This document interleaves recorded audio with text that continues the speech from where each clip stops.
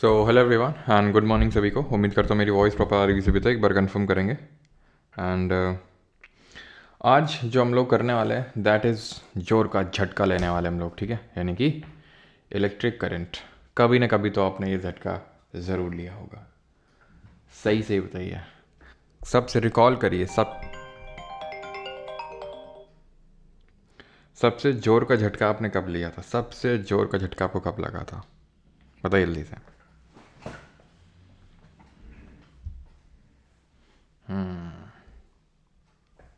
Incidents recall करिए भाई। जब अब पता है मुझे कब लगा था, मैं बताता हूँ।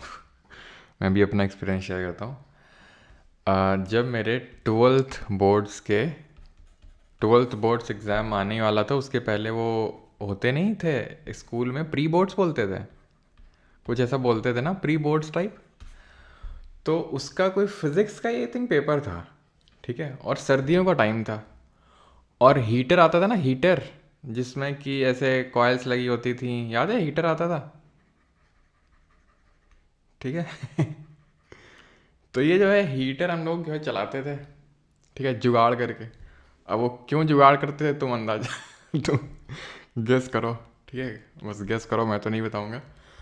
तो क्योंकि उस समय सर्दी बहुत पड़ती थी, है ना, और तुम समझ ही सकते हो कि सर्दी है जोर की, और फिर उस केस में इलेक्ट्रिसिटी का बिल, हाँ समझ रहे हो। तो हुआ क्या कि जिस तार से कनेक्टेड था, ठीक है, नाइक्रोम वायर बिल्कुल, जो तो जिस तार से भी कनेक्टेड था ना, जिस तार से भी ये कनेक्टेड था, तो उस तार को, क्योंकि जल्दी से मुझे जाना था, एक्चुअल में ये हुआ था कि पता नहीं कुछ डीएमईएम के ऑर्डर्स थे कि भाई नहीं बंद होंगे। फिर पता चला यार कहीं से मुझे कि नहीं नहीं यार, पेपर तो वहाँ शुरू भी हो गया, यहाँ मैं गर्मी सेक रहा हूँ यहाँ पे हीटर में, ठीक है। मैं तैयार था स्कूल की ड्रेस में, और फिर जैसे ही मुझे खबर लगी स्कूल की मेरा दूर था, तो मैं जल्दी से भाग के, मतलब जल्दबाजी में मैंने वो निकाला, और वो निकल के एक तार लगा हुआ था उसमें, ठीक है, और एक जो तार है वो मेरे हाथ में आके गिरा।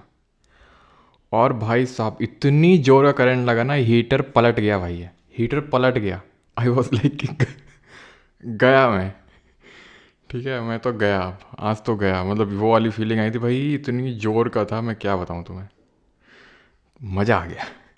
तो इस तरह का झटका अब पता नहीं कितने लोगों को लगा है कि नहीं लेकिन अभी क्यों लगा, कैसे लगा, वो सारी चीज़ें आज के लेक्चर हम लोग पढ़ेंगे, ठीक है।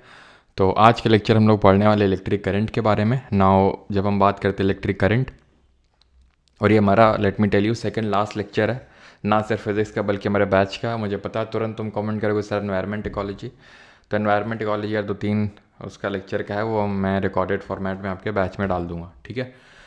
वैसे जिन लोगों को अगर वैसे करना है, मुझे पता है बोलेंगे सर फ्री में करवा दीजिए यूट्यूब में, तो पढ़ा हुआ है लेक्चर, एक वन शॉट करके लेक्चर पढ़ा हुआ है पूरा, उसमें मैंने एनवायरनमेंट करा रखा है, ठीक है।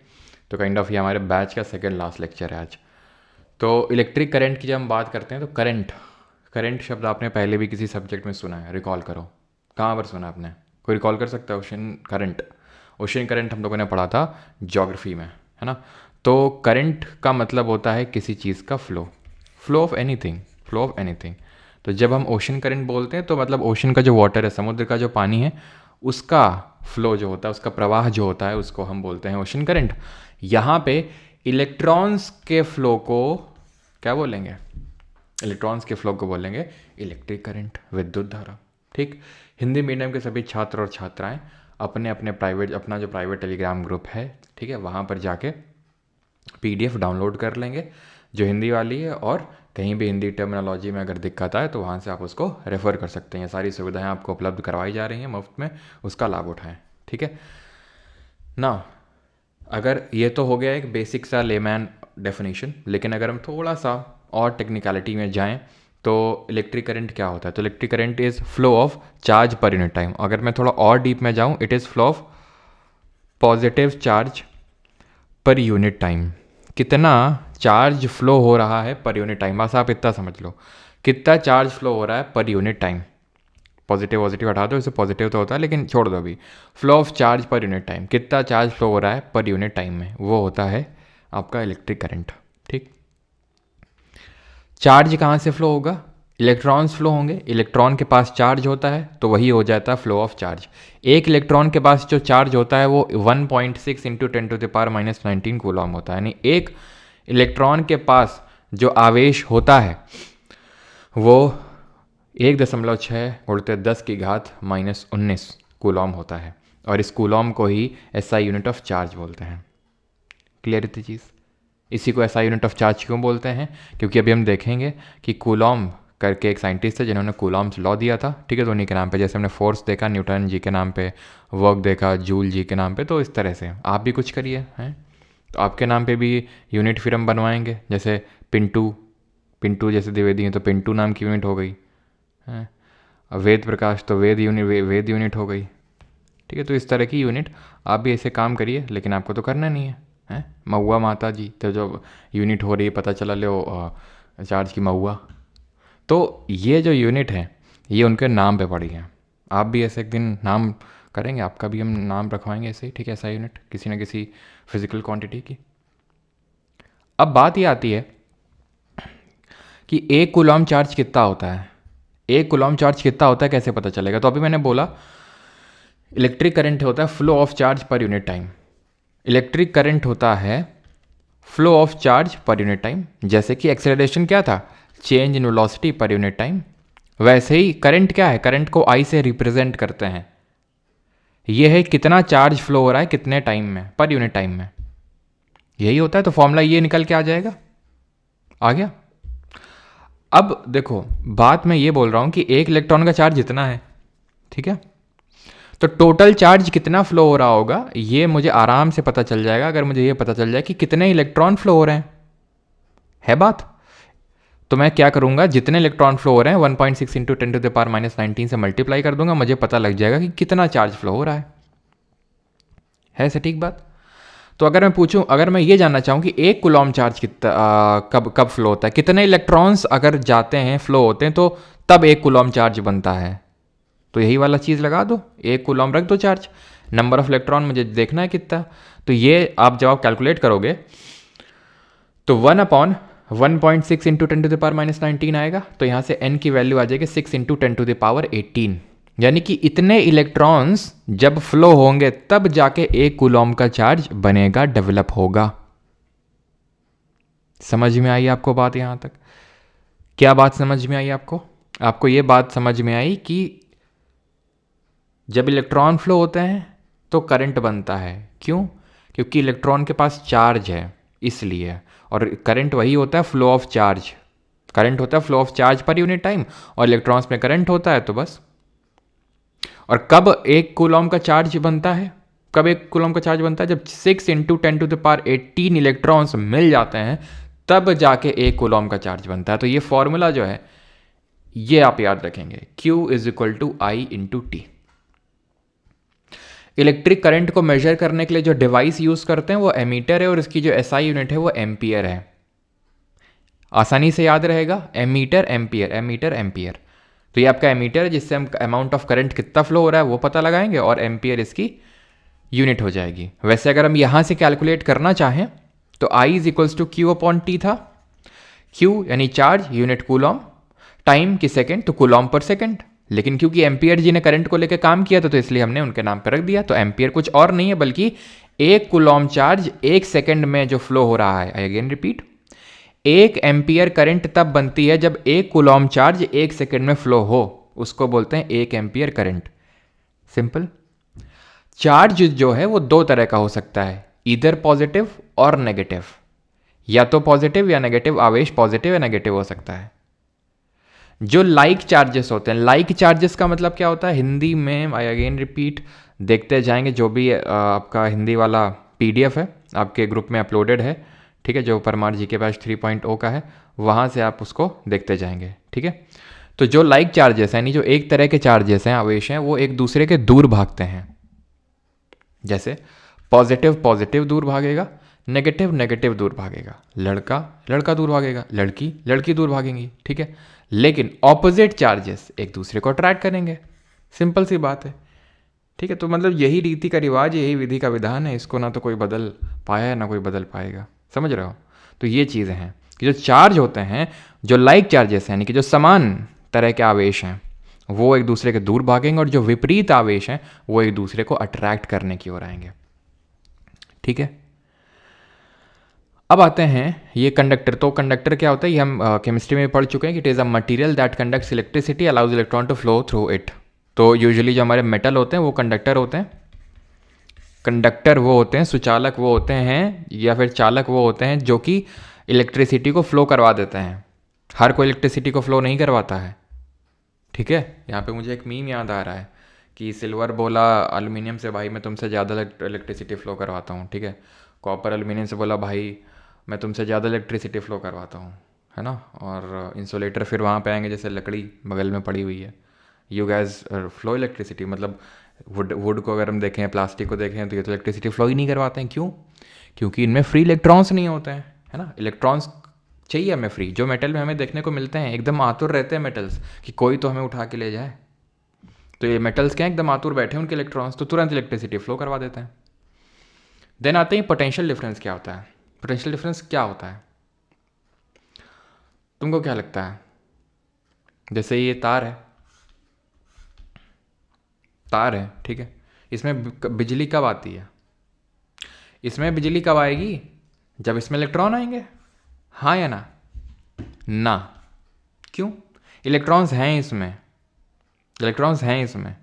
एक कॉपर की वायर है, एल्युमिनियम की है, सिल्वर की, किसी की भी है, हैं इसमें इलेक्ट्रॉन्स।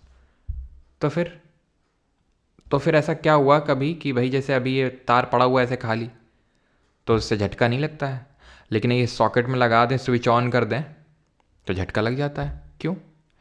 क्योंकि इसमें पोटेंशियल डिफरेंस क्रिएट हो जाता है। इसको हिंदी में विभवांतर बोलते हैं। पोटेंशियल डिफरेंस क्रिएट हो जाता है। जी हाँ। कैसे? अब जैसे मान लो ये एक ट्यूब है, ठीक है, ये ट्यूब है, इसमें मैं पानी इसमें पानी है, क्या ये पानी फ्लो करेगा if I keep it exactly horizontal? बिल्कुल हॉरिजॉन्टल इसको मैं रखूँ, क्या इसमें पानी फ्लो करेगा? The answer is no. लेकिन स्लाइट टिल्ट दूँ इसमें, स्लाइट फ्लो करेगा। क्यों? क्योंकि एक डिफरेंस क्रिएट हो गया ना। देखो, एक हाइट का डिफरेंस क्रिएट हो गया। तो ऐसे ही इलेक्ट्रॉन्स को फ्लो करवाने के लिए एक डिफरेंस चाहिए, वो होता है पोटेंशियल डिफरेंस, जिसकी टेक्निकल भाषा में डेफिनेशन ये होती है कि जितना कार्य आप करते हैं, amount of work done in moving a unit positive charge from one point two other in an electric field. समझो कैसे? जैसे मान लीजिए कंडक्टर है, ये क्या है? ये एक कंडक्टर है, मतलब कि सुचालक है। अब इसमें फ्लो नहीं हो रहा है कुछ, लेकिन इसमें हमने पोटेंशियल डिफरेंस क्रिएट कर दिया। पोटेंशियल, या फिर हमने इसमें क्या डाल दी, ये हमने कनेक्ट कर दिया एक सेल। सेल, हाँ जी, सेल या बैटरी, जो भी आप बोल लो। वैसे सेल और बैटरी में ज़्यादा अंतर होता नहीं, बस अंतर ये होता है कि जब बहुत सारे ऐसे सीरीज ऑफ सेल हम मिला देते हैं ना, तो वो बैटरी कहला देती है। इनका काम क्या होता है? इनका काम होता है पीडी क्रिएट करना। पीडी मतलब पोटेंशियल डिफरेंस। बार बार पोटेंशियल डिफरेंस नहीं बोलूंगा मैं, पीडी इन शॉर्ट बोलूंगा, ठीक है, तो आप समझ जाना। जब ये मैंने बड़ी वाली डंडी बनाई, तो आपने डंडी तो बनाई होगी कक्षा 9-10 में, तो है ना। तो इसका बड़ी डंडी का मतलब होता है हायर पोटेंशियल, और छोटी वाली का मतलब होता है स्मॉलर पोटेंशियल, ठीक है। तो ये इसका हाई पोटेंशियल होगा, पॉजिटिव पॉजिटिव, नेगेटिव नेगेटिव, छोटा पोटेंशियल होगा इसका, ठीक है। पोटेंशियल डिफरेंस क्रिएट हो गया। अब इलेक्ट्रॉन फ्लो होंगे। इलेक्ट्रॉन कहाँ फ्लो होंगे? इलेक्ट्रॉन, मान लो ये इलेक्ट्रॉन है, कहाँ फ्लो होगा? ये इलेक्ट्रॉन कहाँ फ्लो होगा बताओ? राइट को फ्लो कराओ या लेफ्ट को? बताओ जल्दी जल्दी बताओ। इलेक्ट्रॉन को राइट को फ्लो कराओ या लेफ्ट को? आंसर जल्दी से।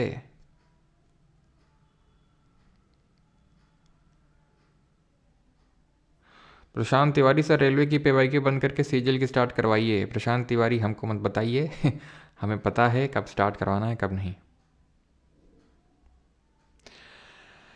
हाँ, लेफ़्ट में फ़्लो करेगा, ओके। बिना वो जी बोल रहे हैं राइट में, ज़्यादातर लोग बोल रहे हैं लेफ़्ट में। क्यों लेफ़्ट में फ़्लो करेगा?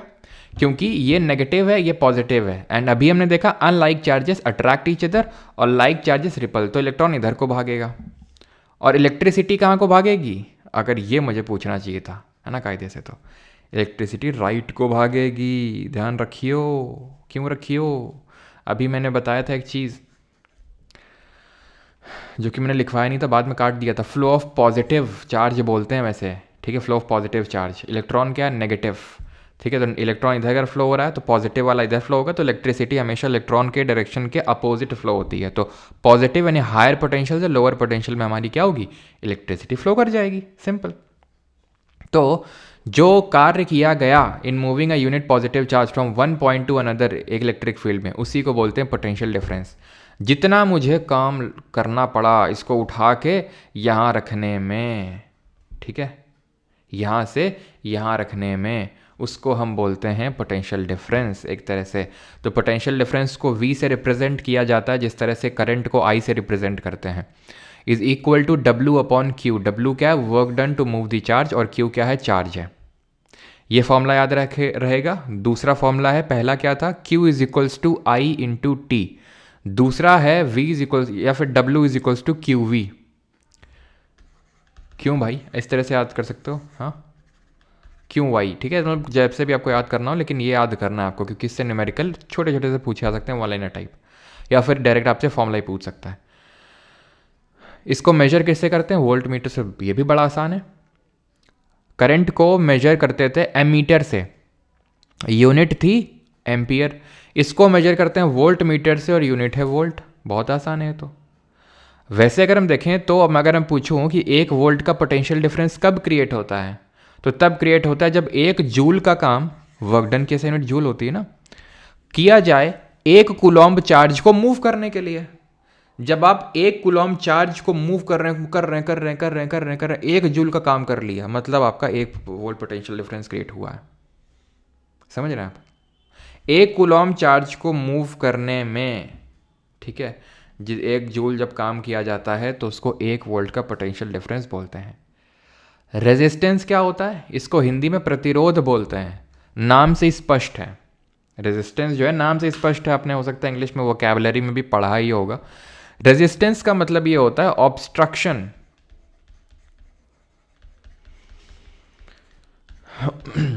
Obstruction to the flow of electrons. Electron जाना चाह रहा है, ठीक है, लेकिन क्या हो रहा है? उसको ऑब्स्ट्रक्शन मिल रहा है। किससे मिल रहा है? इलेक्ट्रॉन से ही। हाँ जी। अब हो क्या रहा है ना, जैसे मान लेते हैं ये एक हमारा कोई कंडक्टर है, ठीक है, इसमें इलेक्ट्रॉन्स भरे हुए हैं, सबको जाना है, ठीक है। ऐसे बढ़ाम बढ़ूम करते हुए चल रहे होंगे, एक दूसरे को मारते पीटते खचोटते, है ना, ऐसे ही चल रहे होंगे सब एक दूसरे को मारते हुए, राइट। ये जो ऑब्स्ट्रक्शन मिल रहा है ना, इसको रेजिस्टेंस बोलते हैं, प्रतिरोध बोलते हैं। ध्यान समझते रहना, ये इंपॉर्टेंट है। रेजिस्टेंस, रेजिस्टिविटी, लेंथ, एरिया, ध्यान से समझना एकदम, ठीक है। अपनी सारी इंद्रियों को यहाँ केंद्रित कर दो। अगर कोई इंद्रिय इधर उधर जा रही है, उसको बोला थोड़ी देर के लिए इधर आओ, है ना। जितने भी इंद्रिय वाले घोड़े हैं, उनको सबको उनकी कमान अपने हाथ में लो और एक डायरेक्शन को भगाओ, ठीक है, वो है रेजिस्टेंस और डायरेक्शन। तो इलेक्ट्रॉन्स क्या फ्लो हो रहे हैं, अब तो मुझे बताना, ठीक है, ईमानदारी से बताना, कोई बेईमानी नहीं चलेगी। ये है कंडक्टर, इसमें मैंने इलेक्ट्रॉन को फ्लो करा है, ठीक। अब इसी सेम चीज़ को, सेम कंडक्टर को मोटा कर दूं, चौड़ा कर दूं, ठीक। ये पहला केस, ये दूसरा केस। अब जो इलेक्ट्रॉन्स फ्लो होंगे, इनको ज़्यादा रेजिस्टेंस मिलेगा या कम रेजिस्टेंस मिलेगा? बताना तो। ज़्यादा मिलेगा या कम मिलेगा? और तीसरा केस ले लो, यही सेम है, सेम, ठीक है। अभी लेंथ इनकी सेम थी, मैंने क्या किया? चौड़ा कर दिया। अब क्या कर रहा हूँ? चौड़ाई सेम है, लेंथ बढ़ा दी बहुत सारी, लेंथ बहुत बढ़ा दी, चौड़ाई सेम है। पहले वाले केस में जितनी चौड़ाई उतनी चौड़ाई है। अब क्या होगा हालत? अब हाल क्या होगा मुझे जल्दी बताओ। 1-2 को कंपेयर करो और 1-3 कंपेयर करो।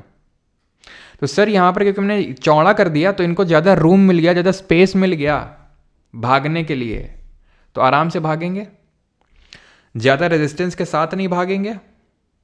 तो यानी कि resistance is inversely proportional to the area of cross section. क्या ये मैं बोल सकता हूं? The answer is yes. इस केस में क्या होगा, मैंने लेंथ बढ़ा दी तो बेचारों को ज़्यादा दूर तक भड़ाम भड़ूम करना पड़ेगा, ज़्यादा दूर तक एक दूसरे से माथा खोरी करनी होगी, मतलब ज़्यादा लड़ना होगा एक दूसरे से।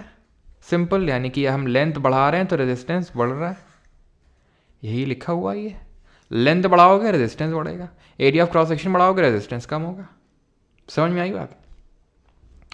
अब तुम्हारे दिमाग में डाउट आ रहा होगा कि सर एक बात बताओ, जैसे कि मान लो ये कॉपर वायर है, ठीक, आपने बोला कि इस कॉपर वायर का अगर मैं वो बढ़ा दूं थिकनेस, तो इस केस में जो रेजिस्टेंस मिलेगा उससे कम मिलेगा यहाँ पे। हमने कहा बिल्कुल बात सही है, लेकिन सर हम क्या कर रहे हैं, हम जैसे कि आपको पता है कॉपर है, और कॉपर जो होता है अच्छा कंडक्टर होता है, यानी कि कम रेजिस्टेंस देगा। Always remember, good conductor less resistance. जितना अच्छा आप कंडक्टर होगे उतना ही कम आप प्रतिरोध ऑफर करोगे, यही बात है। तो सर कॉपर अच्छा कंडक्टर होता है, कॉपर की तारें लगाई जाती महंगी आती हैं एल्यूमिनियम कंपैरिजन में। तो हम आपसे ये बोल रहे हैं कि ये कॉपर है, ठीक, ये कॉपर है, और मैंने एल्यूमिनियम उतना ही लेंथ का एल्यूमिनियम का ले लिया इस बार। अब बताओ जरा तुम कि अब बढ़ेगा कि घटेगा? यार ऐसे में तो मैं भी कंफ्यूजन में पड़ जाऊंगा। क्यों? क्योंकि भाई सेम नेचर ऑफ मटेरियल का मुझे तार लेना पड़ेगा, तभी तो मैं कंपेयर कर सकता हूं। क्यों? क्योंकि एक ऐसी कांस्टेंट वैल्यू होती है जो हर मेटल के लिए फिक्स्ड होती है। अब क्योंकि एल्यूमिनियम का ऑब्वियस सी बात है रेजिस्टेंस ज़्यादा होगा। अगर आप मुझसे सेम लेंथ, सब कुछ सेम था, सेम लेंथ था, सेम एरिया क्रॉस सेक्शन था, तो ऑब्वियस सी बात है बोलता भाई एल्यूमिनियम में ज़्यादा रेजिस्टेंस होगा। लेकिन अब तुम ये जो बढ़ा रहे हो ना, ये it is like comparing Apple and oranges, because nature of material बदल दिया आपने, और हर नेचर ऑफ मटेरियल की फिक्स्ड एक होती है रेजिस्टिविटी। रेजिस्टिविटी, जी हाँ दोस्तों, रेजिस्टिविटी ये क्या है? तो जो रेजिस्टेंस है अभी मैंने बताया डायरेक्टली प्रोपोर्शनल है लेंथ के, इनवर्सली प्रोपोर्शनल है एरिया ऑफ क्रॉस सेक्शन के। यानी कि इसको मैं ऐसे लिख सकता हूं, इस प्रोपोर्शनैलिटी को हटाऊंगा तो एक जो कांस्टेंट आएगा ना, उसको बोलते हैं रेजिस्टिविटी या स्पेसिफिक रेजिस्टेंस। हिंदी में बोले तो प्रतिरोधकता या फिर विशिष्ट प्रतिरोध। समझ में आई बात? और ये होता है सबका एक स्पेसिफिक रेजिस्टिविटी। सिल्वर का इतना होता है, अब धीरे धीरे आप ऊपर से नीचे जाओगे बढ़ रहा है। सिल्वर की रेजिस्टिविटी कम होती है, मतलब अच्छा कंडक्टर है ना, सबसे अच्छा कंडक्टर है। देन कॉपर की, तभी तो हम कॉपर की तार लगाते हैं, सिल्वर की क्यों नहीं लगाते? हाँ, सिल्वर की तार क्यों नहीं लगाते हम? एल्यूमिनियम हो गया, टंजस्टन हो गया, टंजस्टन का सिंबल बताओ जरा। निकल हो गया, आयरन हो गया, क्रोमियम हो गया, मरकरी हो गया, मैंगनीज हो गया, क्या हो रहा है? रेजिस्टेंस बढ़ रहा है। क्यों बढ़ रहा है? क्योंकि ये बैड कंडक्टर्स हैं, मतलब बैड इन दी सेंस कि ठीक है ऊपर अच्छा है देन धीरे धीरे बेकार। अब सिल्वर की अगर तुम तार लगा दोगे, पहली बात तो सिल्वर उतना ज़्यादा अबंडेंटली अवेलेबल नहीं, लेकिन मान लेते हैं तुम बहुत अमीर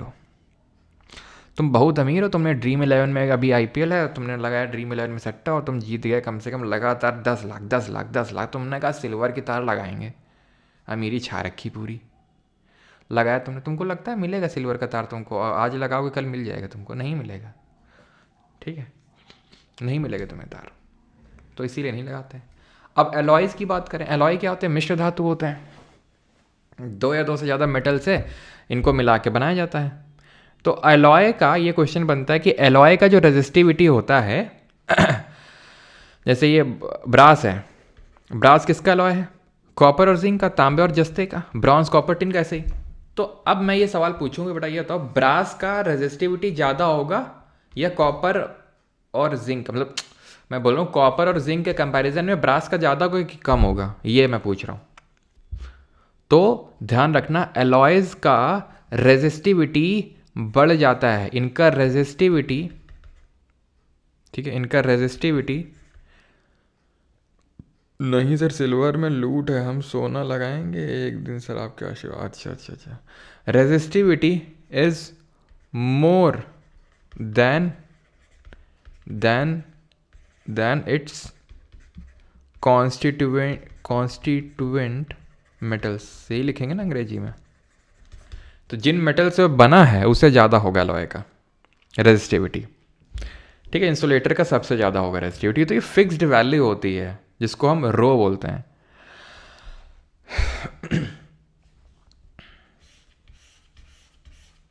ये जो लिखा है ना गलत लिखा है, ये जो लिखा है ना गलत लिखा है। गलत क्यों लिखा है बताता हूँ तुम्हें। रेजिस्टेंस जो होता है, रेजिस्टेंस जो रेजिस्टेंस जिसकी चर्चा कर रहे थे, इसका एसआई मात्रक होता है, एसआई यूनिट होता है ओम, ठीक है। क्या होता है?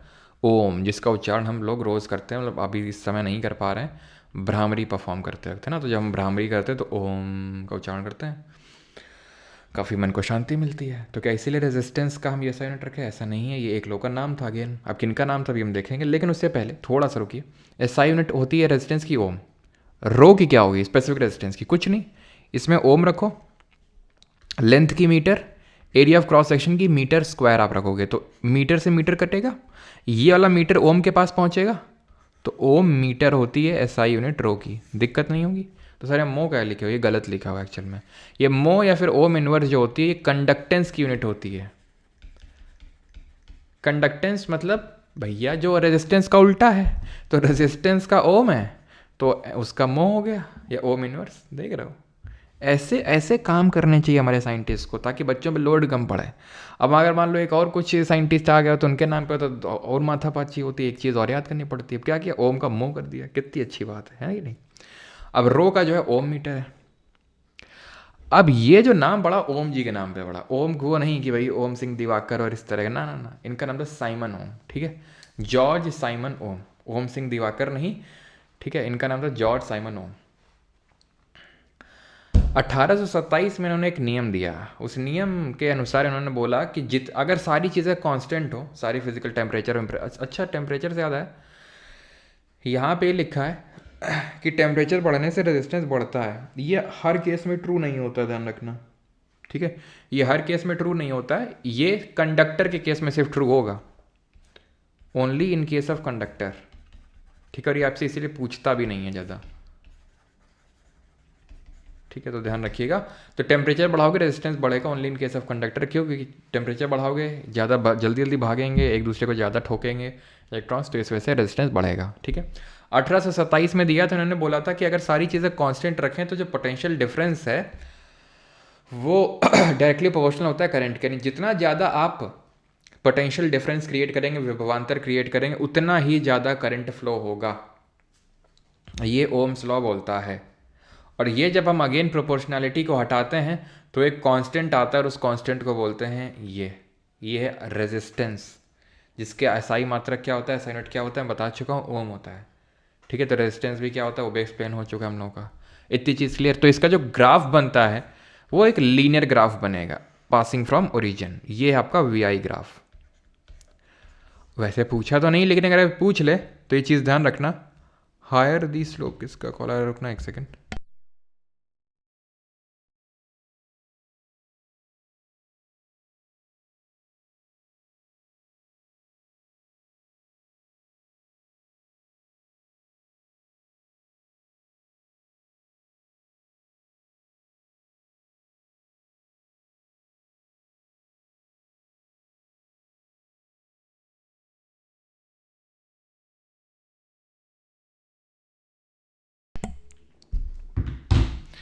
ठीक है, बनेगी जो passing from origin. Passing from origin क्यों? क्योंकि आपका अगर पोटेंशियल डिफरेंस जीरो होगा तो करंट भी फ्लो नहीं होने वाला है, ठीक है।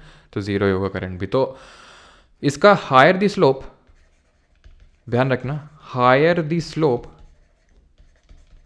हायर दी रेजिस्टेंस,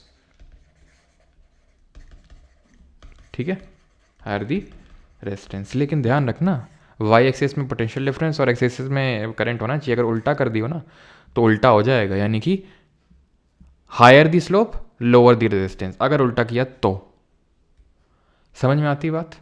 ठीक, यानी कि रेजिस्टेंस डिपेंड करता है लेंथ में, एरिया ऑफ क्रॉस सेक्शन पे, लेकिन रेजिस्टिविटी नहीं डिपेंड करती, it is a constant value. क्या सर ये वैल्यू रटनी है?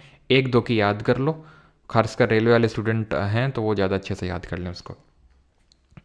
अब यूजुअली जो हमारा ये वायर होता है ना सिलेंड्रिकल फॉर्म का होता है, ठीक है। तो और यूजुअली जो यहाँ पर हम एरिया ऑफ क्रॉस सेक्शन फिर रखते हैं तो वो हम पाई आर स्क्वायर रख देते हैं, ठीक है। तो कभी कभी अगर पूछ लेता है इस तरह से कि अगर रेडियस ऑफ वायर डबल कर दें तो रेजिस्टेंस का क्या हो जाएगा, तो रेजिस्टेंस 1/4 हो जाएगा। समझ में आती बात, क्योंकि इन्वर्सली प्रोपोर्शनल है, तो अगर बढ़ाओगे ये तो घटेगा ये। अब किस प्रोपोर्शन में घटेगा, क्योंकि ये स्क्वायर है तो 2 डबल करोगे तो 4r² हो जाएगा, तो 1/4 हो जाएगा आपका ये। समझ में आती बात। लीनियरली डायरेक्टली प्रोपोर्शनल है to the length and inversely proportional है स्क्वायर के रेडियस या फिर डायमीटर, वही सेम ही चीज़ होती है आपकी, है कि नहीं, मतलब सेम तो नहीं लेकिन सिमिलर, रेडियस का डबल ही होता है डायमीटर। ऑलराइट, हाँ जी। तो अभी आते हैं ये, हाँ जी, उससे ये वाला याद आ रहा, हाँ जी, मैं कौन, ज्योति बल्लभगढ़ से, conductor, semiconductor, insulator. Good morning, good idiom. तो कंडक्टर क्या होता है, materials that conduct electricity allow electric flow through them has free electrons होते हैं इसमें, उतने फ्री नहीं होते हैं इसमें, तो बेचारे फ्री नहीं होते, पकड़ के रखा गया इनको। तो कौन इलेक्ट्रिसिटी कंडक्ट करेगा, कंडक्टर सबसे ज़्यादा, देन सेमीकंडक्टर और देन इंसुलेटर। ये क्या है, ये है रियोस्टेट। क्या है ये है रियोस्टेट। ये क्या करता है, इसको यूज़ किया जाता है, यूज्ड टू चेंज रेजिस्टेंस को चेंज करने के लिए किसी सर्किट में इसको यूज़ कर लिया जाता है। बस इतनी चीज़ ध्यान रखेंगे। अब आते हैं जहाँ से जिसने आपको बहुत दर्द दिया, मतलब जितना दर्द उसने नहीं दिया होगा ना, उससे ज़्यादा दर्द तुमको इसने दिया होगा कक्षा 9-10 में। टीचर ने भी हो सकता है पिलाई करी हो तुम्हारी इसी चक्कर में कि तुमसे रेजिस्टेंस नहीं निकलता था, इक्विवेलेंट रेजिस्टेंस, है कि नहीं, और तुम परेशान रहते थे कि कैसे निकलता है इक्विवेलेंट रेजिस्टेंस। एक ये चीज़ फिजिक्स में और एक चीज़ वो केमिस्ट्री में, चला एक बैलेंस क्यों नहीं होती इक्वेशन, ठीक है। तो अच्छा, मुझे याद है मेरे जब मैं जैसे 7th क्लास में था, आई थिंक, हाँ 7th में ही था शायद, 7th में, हाँ। तो वहाँ पे बैलेंसिंग होती थी, बैलेंसिंग शायद वहीं से इंट्रोड्यूस हुई थी, ठीक है। तो था क्या ना कि मुझे पता रहता था कि मेरे बगल में कौन भैया बैठने वाले हैं, मतलब 8th क्लास के एक भैया बैठते थे, मुझे अभी भी नाम आया था, रजत सोनी नाम था उनका ठीक है। तो काफ़ी मतलब लंबे से थे, तो मुझे मतलब पता था कि यही बैठने वाले हैं, ठीक है। तो जब मुझे पता था, और वो काफ़ी अच्छे थे बैलेंसिंग में, मतलब काफ़ी अच्छे थे, मतलब थोड़ा जानता भी था मैं, बास्केटबॉल वगैरह 1-2 बार खेले थे, तो मुझे पता था सर कि इनकी बैलेंसिंग काफ़ी तगड़ी। भाई मैं पढ़ता ही नहीं था बैलेंसिंग, जैसे ही आता था ना पेपर में, मैं पेपर उनको देता था शिफ्ट करके, तुरंत खट खट खट खट करके वो मुझे भर के दे देते थे। भाई गजब आनंद आता था। मैं नहीं पढ़ता था, सबको लगता था कि लगता है इसको अच्छे से काफ़ी आता है, लेकिन वो क्या करते थे कि वो पूरा भर के देते थे, और मुझे समझ पल्ले नहीं पड़ती थी भाई वो बैलेंसिंग कैसे होती थी, यहाँ तक कि मम्मी तक कर देती थी, ठीक है, उस टाइम पे, तो मुझसे नहीं होती थी। लेकिन तो यहाँ पर अगर बात करेंगे तो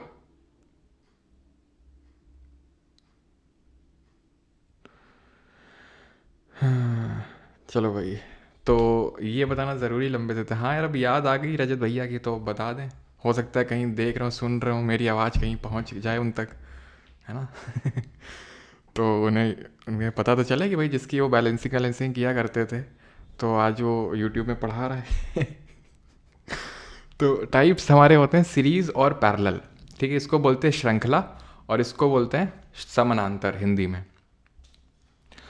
तो ये कैसे निकालते हैं, तो ये होता ही है कि इसको निकालते, फॉर्मूला तो बड़ा आसान होता है कि R1 + R2 + R3। क्यों, देखो होता है क्या ना, सीरीज़ में करंट सेम होता है, जो करंट होता है वो सेम होता है, लेकिन जो पोटेंशियल डिफरेंस होता है, ठीक है, जो विभवांतर होता है वो डिफरेंट होता है, ठीक। तो करंट सेम और पोटेंशियल डिफरेंस जो है वो डिफरेंट होता है। वहीं पैरेलल में अगर बात करें, ठीक है, पैरेलल में अगर बात करेंगे तो करंट जो होता है ये डिफरेंट होता है, और जो पोटेंशियल डिफरेंस होता है ना PD, वो सेम। अब ये कैसे होता है वो अभी हम तुम्हें समझाते हैं। जैसे फॉर एग्जांपल यहाँ से मैंने करंट दौड़ाया, तो जो इसके पास पहुँचेगा वो इसके पास, वो इसके पास। यहाँ मैं करंट दौड़ाऊँ, ठीक है, यहाँ से कुछ करंट यहाँ भागेगा, कुछ आगे चला जाएगा, जो आगे जाएगा उसमें से कुछ इसके पास चला जाएगा और कुछ इसके पास चला जाएगा। तो क्या सबके पास सेम गया करंट? अलग अलग गया। तो आपको दर्द इसलिए होता था, नाइन्थ टेंथ में होता था ना, हाँ, तो इसलिए दर्द होता था बिकॉज जब बड़े बड़े resistors, series of combination of resistors आ जाते थे तो आपको समझ नहीं आता था कौन सीरीज़ है कौन पैरेलल है।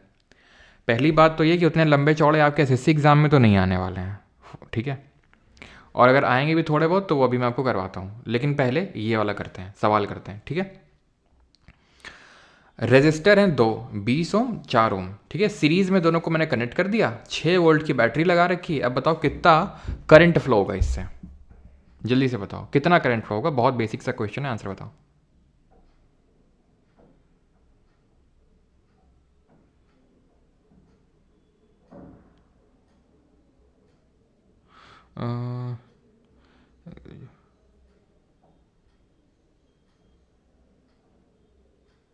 बैलेंसिंग तो इजी, हाँ इजी तो थी, लेकिन वही है ना कि मैं उन पर पूरी तरह डिपेंडेंट हो गया था, है ना, मैं उनकी तरह पूरी तरह डिपेंडेंट हो गया था कि भाई मुझे क्या ही करना है, सिक्के जब भैया वो कर ही देते हैं, 2 मिनट लगते हैं, क्यों फालतू माथा बच्ची अपनी करो।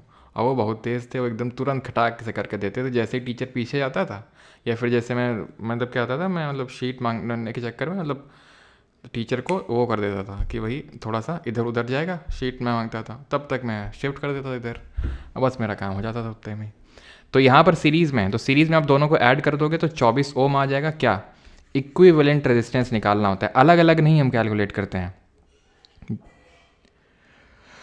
जब भी सीरीज ऑफ रेजिस्टर्स होते हैं तो हम क्या करते हैं, इक्विवेलेंट रेजिस्टेंस निकाल लेते हैं, सो दैट आसानी से हम अपना जो कैलकुलेशन है वो कर सकें। अभी 6 वोल्ट की बैटरी है तो V is equals to I R, ठीक है, तो 6 यहाँ पर रखेंगे, I और R कितना है 24, ठीक है, तो I कितना आएगा, तो 0.25 एम्पियर, है ना। अब अगर मैं इसी को पैरेलल में कनेक्ट कर देता तो कितना आता, जल्दी बताओ पैरेलल में। तो पैरेलल का फॉर्मूला क्या होता है, ये होता है क्या, 1/R equivalent is equal to 1/R1 plus 1/R2, है ना। तो 1/R equivalent is equals to 1/20 plus 1/4। अब यहाँ पे मैंने 20 लिखा, यहाँ 1 और यहाँ पर ये, तो 1/R इक्विवेलेंट, तो यहाँ से R इक्विवेलेंट की वैल्यू कितनी निकली, 20/6। V is equals to I R, तो 6 is equals to I into 20/6, यानी कि 36/20। तो यहाँ पर कितना आएगा, ये 18/10 और 9/5, तो 9/5 एम्पियर आ जाएगा इस केस में। ध्यान रखना, ध्यान क्या रखना, अभी मैं तुम्हें ध्यान रखवाता हूँ, चलो रखवा ही देता हूँ। जब भी दो रेजिस्टर पैरेलल में कनेक्टेड हों, ये सब गुणा भाग उतना मत करना, एलसीएम और ये वो के बीच चाल कुछ मत करना। क्या करना फिर, जब दो रेजिस्टर पैरेलल में कनेक्टेड हों तो दोनों को गुणा कर देना और दोनों को जोड़ देना, 20 चौको 80 और 20 4 24, ठीक, ठीक है। अब जरा इसको कैलकुलेट करते हैं,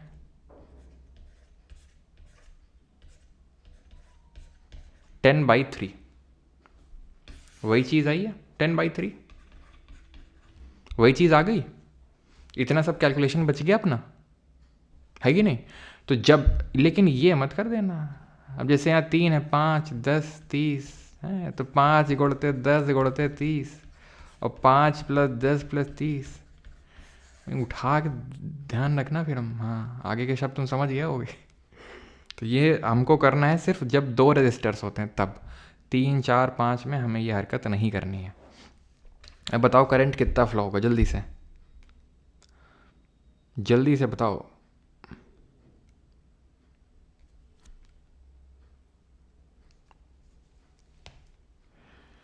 एसएससी में रजत भैया को ले जा सकते क्या सर, मतलब समझा नहीं है, पता नहीं वो बीटेक वगैरह शायद करने चले गए थे जम्मू के कटरा में, कोई कॉलेज था वहाँ पे शायद।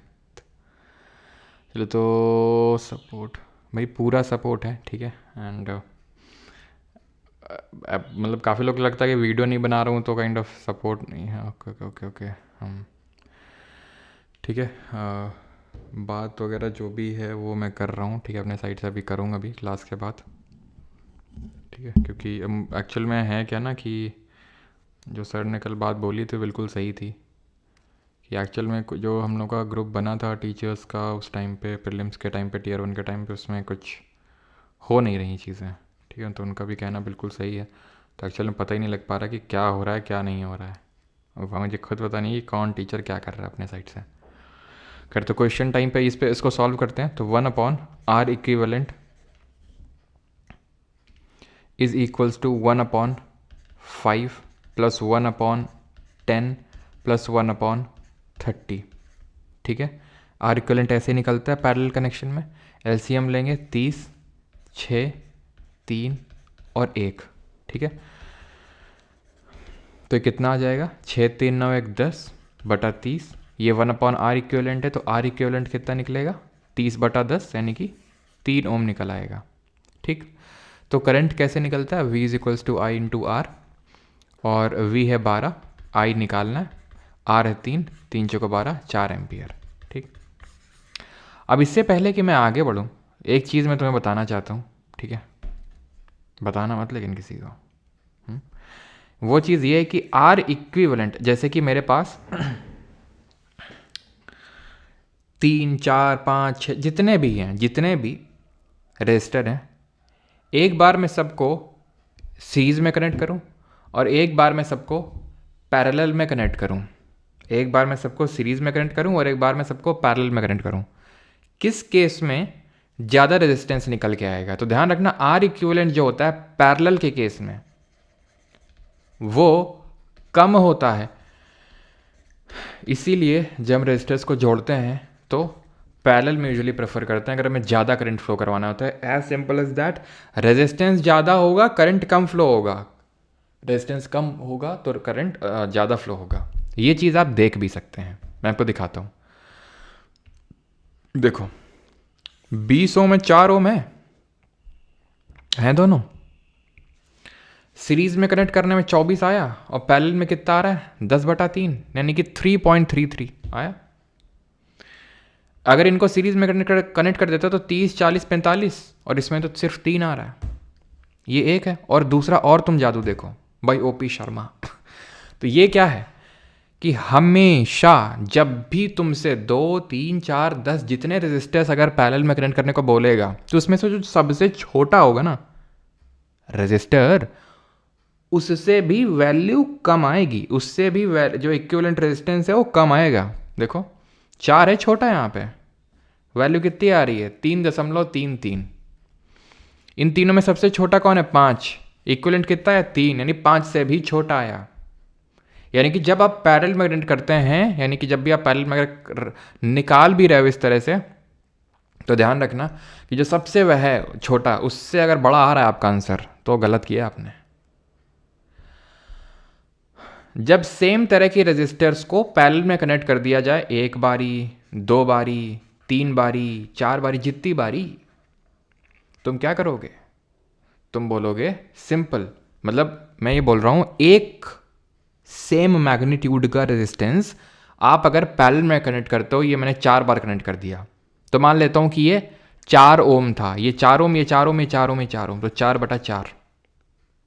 अगर मैं 3 बार कनेक्ट किया होता तो 4/3, 2 बार कनेक्ट किया होता 4/2, 5 बार कनेक्ट किया होता 4/5। यानी कि जब सेम रेजिस्टर को मल्टीपल टाइम्स पैरेलल में कनेक्ट किया जाए तो जितने टाइम्स कनेक्ट किया जा रहा है उससे डिवाइड कर दो, आ जाएगा आंसर, ठीक। ये क्या है, ये है व्हीटस्टोन का पुल। आप में से ज़्यादातर लोगों ने जिन्होंने 12th में फिजिक्स पढ़ी होगी उन्हें पता होगा, 12th में ही हम पढ़ते हैं व्हीटस्टोन का पुल होता है, ये व्हीटस्टोन ब्रिज बोलते हैं इसको। ये 2 तरह का होता है, बैलेंस्ड और अनबैलेंस्ड। ज़्यादा में डेप्थ में नहीं जाना, लेकिन अगर कभी कभी सिंपल सा क्वेश्चन पूछ लेता है कि भाई एक व्हीटस्टोन ब्रिज में कितने रेजिस्टर लगे होते हैं, कितने रेजिस्टर्स होते हैं, जल्दी से बताओ। हाँ, व्हीटस्टोन, किसका फिर से कॉल आ रहा है यार, एक सेकंड।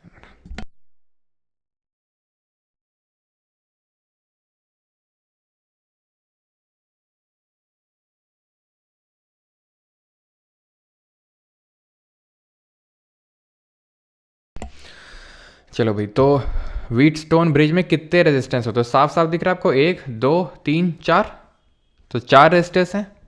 बैलेंस्ड क्या होता है? बैलेंस्ड होता है तब जब P अपॉन R का रेशियो, मतलब P R यहाँ पर लिख लिया, R1 R2 R3 4 कुछ भी लिख लो यार, P upon R is equal to Q upon S। यही अगर मैं यहाँ R1 R2 R3 और R4 लिख लूँगा तो वही सेम चीज़ हो जाएगा। R1 अपॉन R2 का रेशियो अगर R3 अपॉन R4 के बराबर है तो बैलेंस्ड है, वो बैलेंस्ड है। और उस केस में यहाँ पे ये क्या है? गैल्वेनोमीटर है। गैल्वेनोमीटर क्या होता है सर? अभी बताते हैं।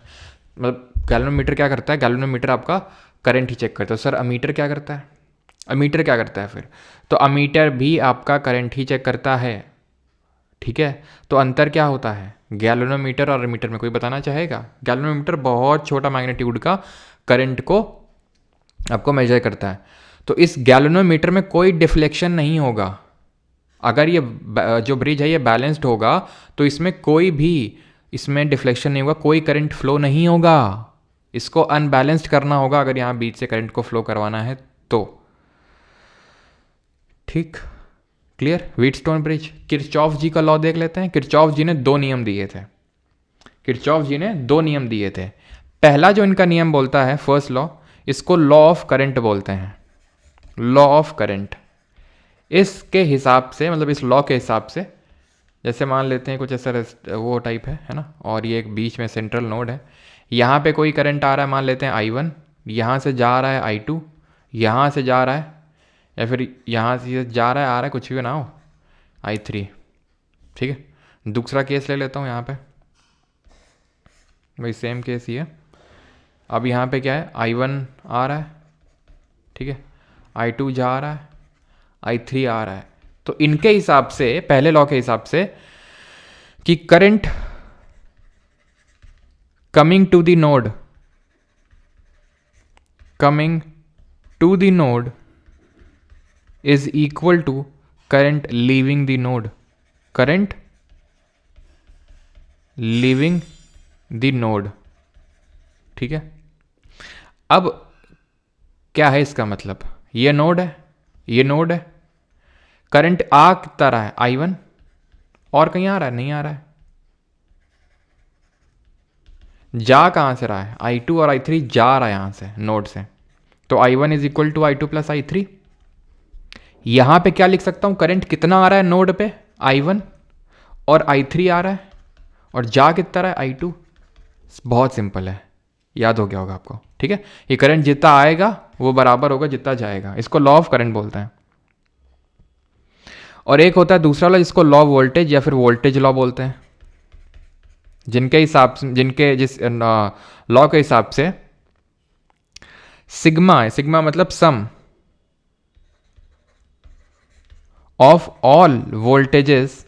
ये भी क्लास 11th 12th का ही टॉपिक है आपका, किरचॉफ्स लॉ, लेकिन क्योंकि कभी कभी क्वेश्चन पूछ लेता है इसलिए उतना ही मैं आपको बता रहा हूं, ठीक है। Sum of all voltages in a closed loop is 0। ये 0 के बराबर होता है, यानी कि sigma V for a close loop is 0। वैसे अभी सेकेंड लॉ तक मैं अभी तक मैंने क्वेश्चन देखा तो नहीं है, लेकिन अगर पूछ ले, मैंने अभी तक सिर्फ पहले लॉ पे ही क्वेश्चन देखा है। अब आ जाते हैं अपने आखिरी टॉपिक पे आज का, और यहाँ इसके बाद क्वेश्चन आपका खत्म, ठीक है। ऑलराइट, तो ये है heating effect of electric current.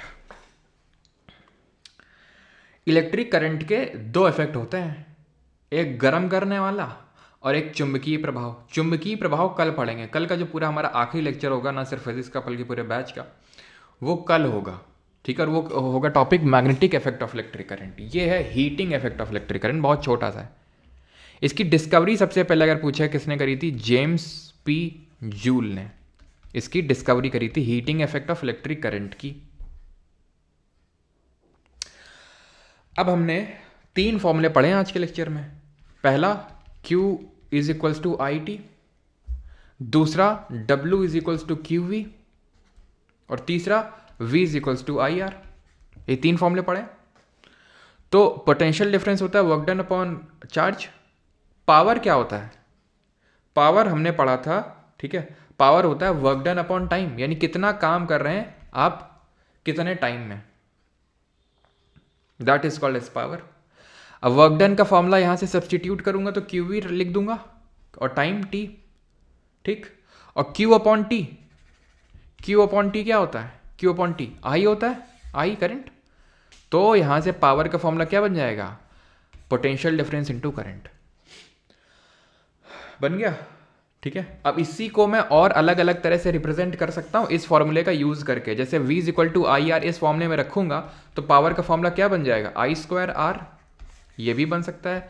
या फिर इसको मैं ऐसे भी तो लिख सकता हूँ, I is equals to V upon R, और यहाँ पर फिर मैं वो I is equal to V upon R रख दूंगा तो क्या बन जाएगा, वी स्क्वायर अपॉन आर, वही सेम फॉर्मूला ऊपर वाला, ठीक है। तो ये फॉर्मूले को रिप्रेजेंट करने के अलग अलग तरीके हैं।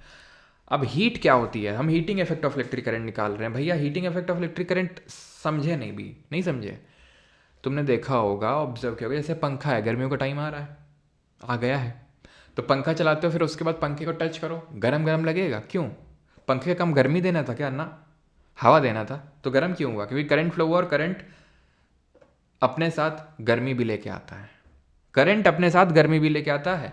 उसी गर्मी वाले इफेक्ट को, हीटिंग जो इफेक्ट है उसका, उसी को पढ़ना है, क्योंकि उसके यूज़ भी करते हैं। अब जैसे पंखा है, पंखे में तो क्या ही यूज़ है, पंखा गर्म आ गया तो, लेकिन बहुत जगह है, जैसे सर्दियों में तुम रॉड का यूज़ करते हो, रॉड का यूज़ करते हो पानी गर्म करने के लिए, वहाँ पे है, आपने सॉकेट से कनेक्ट किया, उसमें इलेक्ट्रिसिटी फ्लो हुई, अब वो जैसे ही गर्म होगी, क्यों गर्म होगी, क्योंकि इलेक्ट्रिसिटी फ्लो हुई, पानी भी गर्म हो गया आपका, यहाँ पे तो यूज़ है, यहाँ पे तो यूज़ है ना, तो फिर तो यूजेस भी हैं इसके।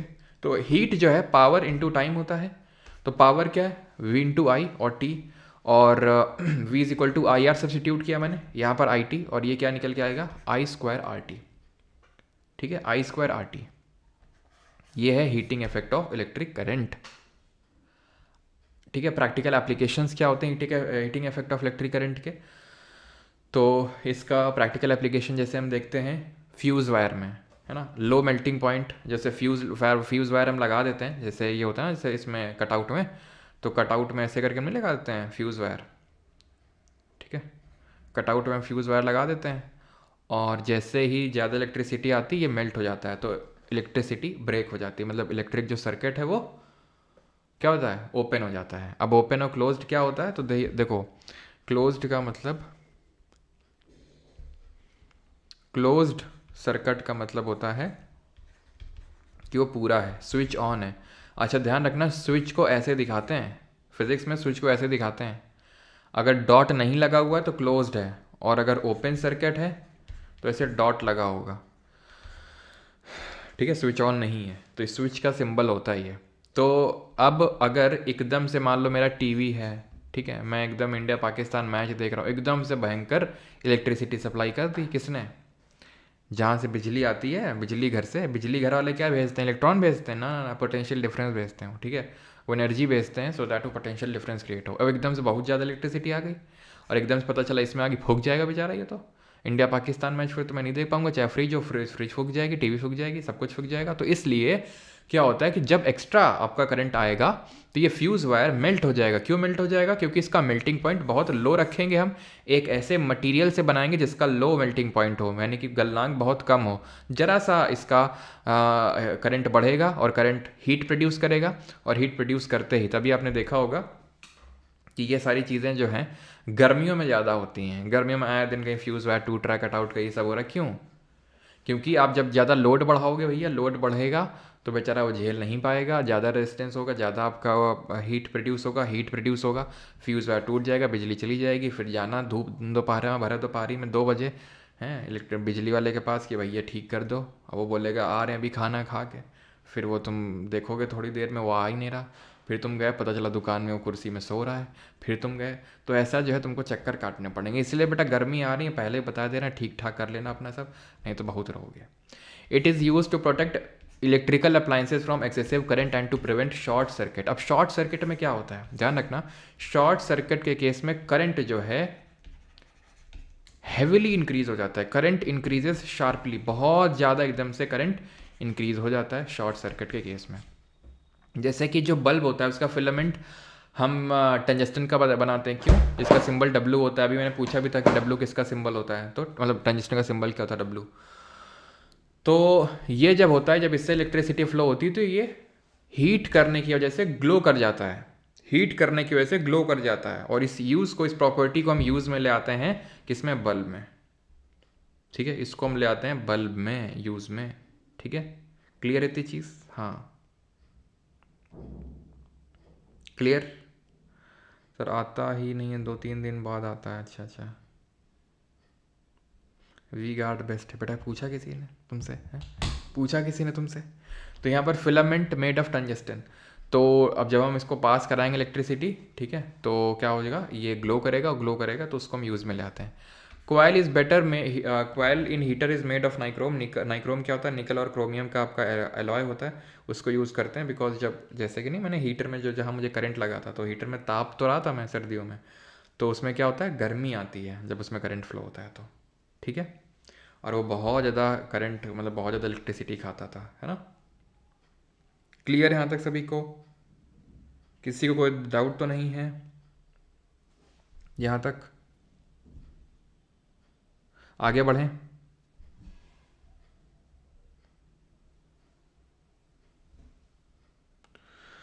चलो भाई, तो बस आखिरी हमारा टॉपिक है आज का, and that is electric power, यानी कि कॉमर्शियल यूनिट ऑफ एनर्जी बोलते हैं इसको। ठीक है, पावर तो यार ये देख ही चुके हैं अभी, इसको क्या ही देखना है, ये कॉमर्शियल यूनिट ऑफ एनर्जी। तो क्या चीज़, एक सेकेंड एक सेकेंड एक second, okay okay okay, sorry sorry sorry sorry sorry, ये आपका ओपन होगा, ये क्लोज्ड होगा। ठीक है, शायद मैंने उल्टा ड्रॉ कर दिया, ये क्लोज्ड होगा, ये जिसमें कि डॉट लगा होगा। ठीक है, क्लोज्ड, और ये ओपन। ठीक, ये ओपन सर्किट है, क्लोज सर्किट है। सर्किट पूरा है, सर्किट पूरा है मतलब करंट फ्लो करेगा। यहाँ पे सर्किट ओपन है, ओपन है मतलब कि या तो ब्रेक है, यानी करंट फ्लो नहीं कर रहा है, कुछ ना कुछ ब्रेक है आपका। ठीक है, पोटेंशियल डिफरेंस का बता दिया था, यानी जो आपका ये होता है ना, इस ये सेल होता है आपका, ये तो मैंने बता दिया था, इस सेल को रिप्रेजेंट करता है, ये आपका स्विच को रिप्रेजेंट करेगा, है ना? ये इस तरह से जो होता है, ये रेजिस्टेंस को रिप्रेजेंट करता है। ठीक है, और इस तरह से जो होता है, ये जो होता है, ये बल्ब को रिप्रेजेंट करता है। ठीक है, बल्ब को। खैर, तो कमर्शियल यूनिट ऑफ एनर्जी, जैसे आपने बिजली का बिल भरते होंगे तो कितना आता है बिल आपका? सबका जल्दी बताओ कितना बिल आता है? 100 यूनिट, 150 यूनिट, 200 यूनिट, कितना बिल आता है आपके घर का? तो वो यूनिट क्या होती है? वो एक यूनिट का मतलब होता है 1 किलोवाट आवर एनर्जी कंजम्पशन कर रहे हैं, इतना खपत आप कर रहे हैं एनर्जी का। एक यूनिट का मतलब ये होता है। तो 1 किलोवाट आवर होता है, किलोवाट आवर। ठीक है, 1 किलोवाट में कितने वाट? 1000 वाट। 1 घंटे में कितने सेकंड? 3600 second, simple. तो 1 किलोवाट आवर कितने जूल के बराबर होगा? 3.6 इंटू 10⁻6 जूल। ठीक है, ये होगा। सवाल करो जरा एक ये। मुझे पता तुम बोलोगे सर सवाल करना बताया तो हो नहीं, लेकिन तुम करो। ठीक है, हम तुमको ऐसे सीधा ही तालाब में डालेंगे, तैरना तुम्हें अपने आप आ जाएगा। बताओ जल्दी से। बस ये ध्यान रखना है तुम्हें, यहाँ पे क्या करना है, 30 मिनट तक तुम एक अप्लायंस चलाते हो, टोस्टर है, ठीक है, 30 मिनट तक डेली चलाते हो, 1 महीने तक। पावर उसका है 1200 वाट। ठीक है, पावर 1200 वाट है, 30 मिनट तक चलाते हो डेली, डेली मतलब 30 दिन तक, 1 महीने तक। तो 1 महीने में कितना खर्चा आएगा तुम्हारा, अगर 1 यूनिट का कीमत 4 रुपये? बताओ, कैलकुलेट करके बताओ जल्दी से सभी लोग।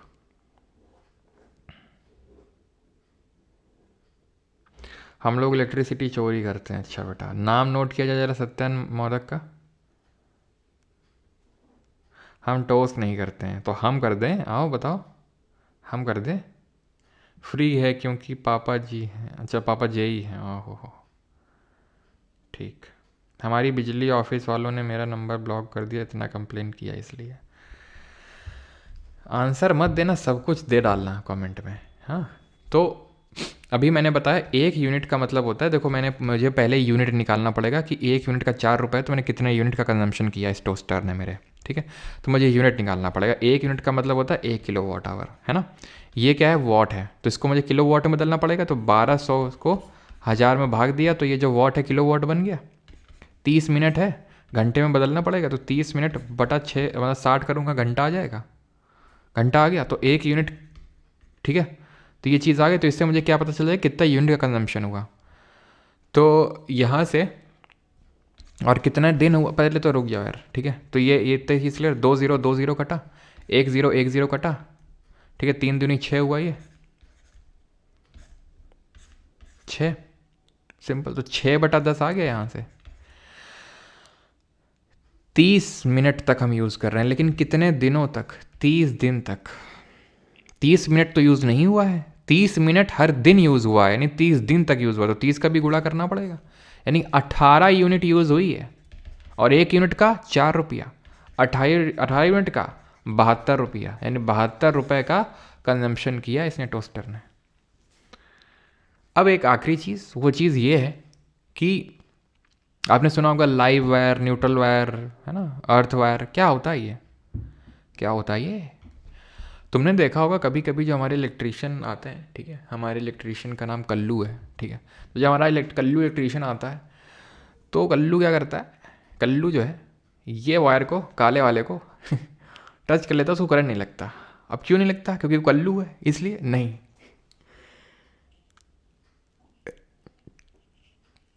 इसलिए नहीं लगता बिकॉज इसमें कोई पोटेंशियल डिफरेंस नहीं है, ठीक है, विभवांतर नहीं है इसमें।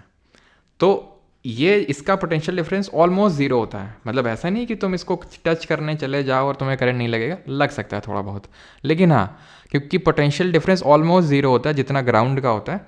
और हमें पता है करंट तभी फ्लो करता है जब जो आपका करंट होता है वो जब पोटेंशियल डिफरेंस होता है तब, ठीक है, क्लियर। ये होता है हमारा ब्लू वायर, जो नीला नीला आप तार देख रहे हैं, ठीक है, ये होता है आपका ब्लू वायर, ठीक है। यूजुअली एक सेकंड, इन्होंने रिप्रेजेंटेशन आई थिंक अलग तरीके से कर रखा है, ठीक है। लाइव वायर है, इसको ऐसा कर लो, इसको न्यूट्रल कर लो। वैसे यूजुअली ब्लैक को न्यूट्रल, मतलब न्यूट्रल को ब्लैक से दिखाते हैं, ठीक है, और इसको यहाँ पर ब्लैक कर लो, ठीक है, और इसको कर लो लाइव और रेड। चलो यार, तो ऐसे ही करना है तो कर लो, लेकिन यूजुअली होता ये है कि जो लाइव वायर होता है, लाइव वायर, उसको हम रेड रखते हैं यूजुअली, ठीक है, जनरली। और जो न्यूट्रल वायर होता है, ठीक है, जो न्यूट्रल वायर होता है उसको हम ब्लैक रखते हैं, और अर्थिंग वाले को तो ग्रीन रखते हैं, ठीक है। जो अर्थ वायर होता है, या फिर इसी को ही हम अर्थ वायर को और क्या बोल देते हैं, ग्राउंड वायर, ठीक है, इसको हम ग्रीन रखते हैं। तो जो ब्लैक वायर होता है, ठीक है, अब यहाँ पे मैं कुछ हटा नहीं रहा हूँ, अपने हिसाब से समझ लेना, लेकिन मैं ऊपर वाले में बता देता हूँ आपको। तो जो आपका न्यूट्रल वायर होता है, ठीक है, न्यूट्रल वायर में आपका जो पोटेंशियल डिफरेंस है ऑलमोस्ट ज़ीरो होता है, तो करंट नहीं होगा, लगेगा। लाइव वायर में झटका लगता है जोर का। क्यों? क्योंकि इसमें बहुत ही हाई वोल्टेज होता है, पोटेंशियल डिफरेंस बड़ा ज़्यादा क्रिएट होता है इसमें, वेरी हाई वोल्टेज, ठीक है। तो इसको टच करना खतरे से खाली नहीं होता है, तो वेरी हाई वोल्टेज होता है ये। और ये अर्थिंग वायर किस लिए होता है? अर्थिंग इसलिए होता है, अगर मान लो, क्योंकि जो लाइव वायर है ना, गलती से इसका जो इंसुलेशन होता है, आपको होता है ना, तार के ऊपर ऐसा प्लास्टिक का इंसुलेशन चढ़ा रहता है, इंसुलेशन निकल गया किसी कारणवश, वो डायरेक्टली मेटल बॉडी से टच हो गया,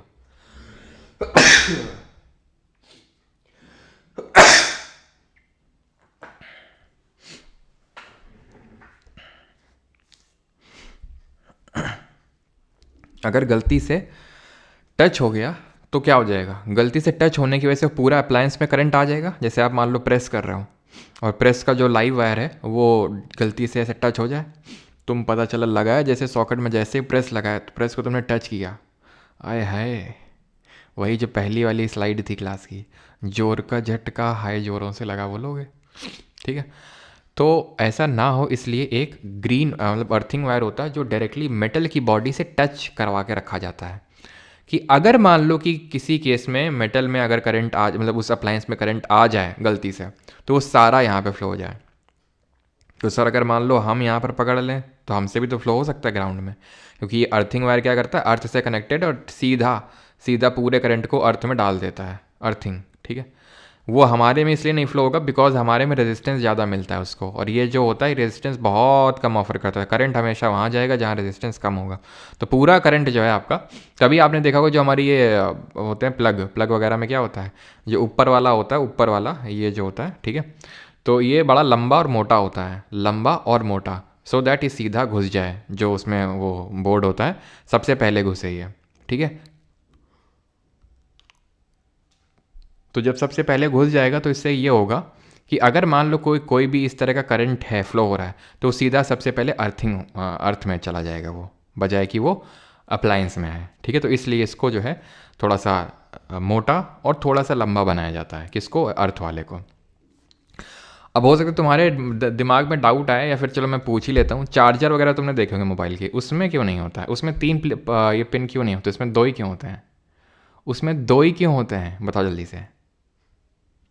उसमें 2 ही पिन क्यों होते हैं? इसमें जैसे 3 पिन थे, 2 ये सेम साइज़ के थे, सेम थिकनेस के थे, सेम मोटाई के थे, लेकिन अर्थ वाला थोड़ा सा लॉन्गर था और थोड़ा सा ज़्यादा थिक था ये। तो क्यों था वो हमने समझ लिया, क्योंकि करंट अगर मान लो आ गया तो वो फ्लो हो जाए। इसमें क्यों नहीं है? चार्जर में, मोबाइल का जो चार्जर है उसमें, बताओ जल्दी से। जल्दी बताओ, जल्दी जल्दी जल्दी। सर रबड़ यूज़ करने से तो झटका नहीं लगता, मतलब रबड़ तो भाई, रबड़ इंसुलेटर होता है ना, रबड़ इंसुलेटर होता है ना।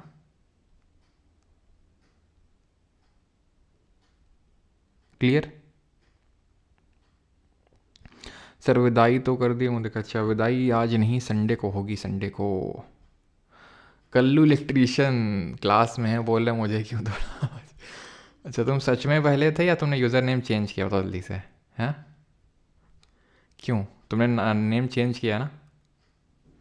तो यहाँ पे क्यों नहीं लगेगा करंट, जल्दी से बताओ। प्लास्टिक बॉडी है चार्जर में भैया, इसमें कौन सी मेटल बॉडी थी? इसमें तो प्लास्टिक बॉडी थी, वो प्लास्टिक बॉडी से नहीं, क्योंकि इसमें करंट इतना कम होता है कि लग भी जाएगा ना तो ज़्यादा दिक्कत होगी नहीं हमें, कि अगर लग भी जाएगा तो ज़्यादा हमें प्रॉब्लम नहीं आएगी। जैसे होता क्या था ना, अब जैसे कि मेरा एक लैपटॉप था पिछला वाला, ठीक है, पुराना वाला लैपटॉप था। अब उस पुराना वाले लैपटॉप में क्या था कि जैसे जब मैं सेशन लेता था या फिर इन जनरल भी, तो पता है वो जैसे मैं चार्जर कनेक्ट करता था और जब मैं टच करता था चार्जिंग के टाइम पे माइक को, भाई वो माइक करंट देता था मुझे, जो भी मेरे पास माइक है, क्योंकि कोई ना कोई लाइव वायर जो है वो टच हो रहा था। वो ज़्यादा नहीं था लेकिन टच करते वो करंट झटके देता था। ठीक है, तो वो इसी उसी केस में होता है, तो उतना बड़ा झटका नहीं होता है कि वो एकदम कुछ, है ना, फेटल भी हो सकता है। तो लेक्चर ख़त्म हो गया है, ठीक है। अब हम करेंगे क्वेश्चंस इसके, किसी कोई डाउट हो तो पूछ सकता है। बताओ, at the time of short circuit current क्या होगा इलेक्ट्रिक सर्किट में? पहले एसएससी के करेंगे, बाद में से करेंगे यूपीएससी के।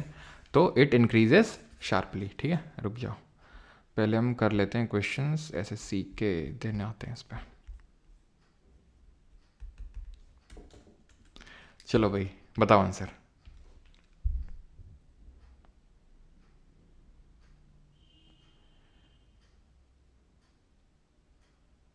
लाइव क्लास हो रहा तो मेरा क्या, मैं तो, अच्छा सरकार।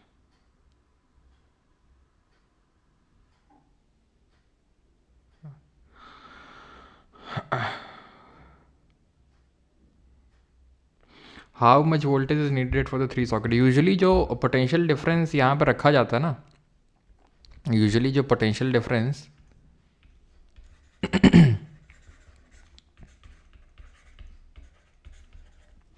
जो आपका लाइव और जो न्यूट्रल वायर है उसमें जो पोटेंशियल डिफरेंस रखा जाता है that is equal to 220 volt, 220 volt रखा जाता है उसमें।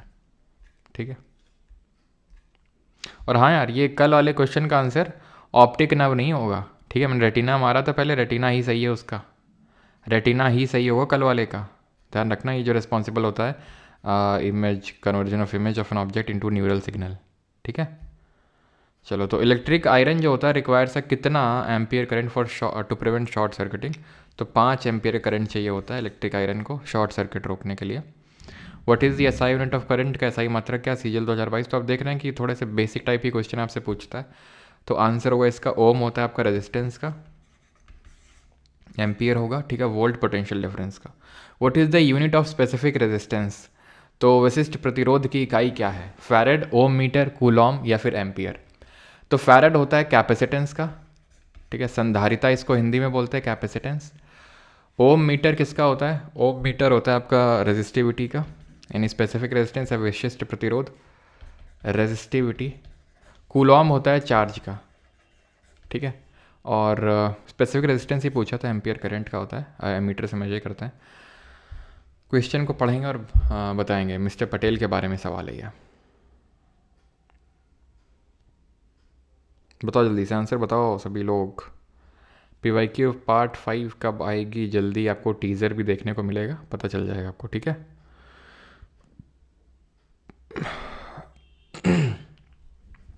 बिफोर स्टार्टिंग 5 दिन और 5 नाइट का excursion, mister Patel provided all students with battery powered flash light. He also gave them some extra batteries to use the spare. Then Mr. Patel asked them whether they know how the batteries will produce electricity and help them. What do you think the correct answer to this question is? तो battery में क्या होता है? Chemical energy electrical energy में convert होती है, chemical electrical में. In electricity overloading can not be caused by. Electricity में ओवरलोडिंग किसके से नहीं हो सकती है. बहुत सारे अप्लाइंसेज एक ही सॉकेट में लगा दोगे तो क्या ओवरलोडिंग होगी? बिल्कुल होगी, ठीक है. एक्सीडेंटल हाइक हो जाएगा वोल्टेज सप्लाई में, एकदम से बहुत वोल्टेज आ जाएगा, हाई वोल्टेज, तो तब भी होगी, ठीक है. तो दूसरा भी होगा.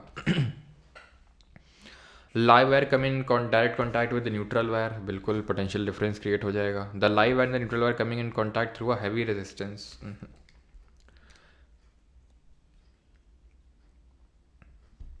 SI unit of which fundamental quantity is named in the honor of Charles Augustin Coulomb. अच्छा, कूलॉम लॉ में थोड़ा बताना भूल गया, रुकना भी.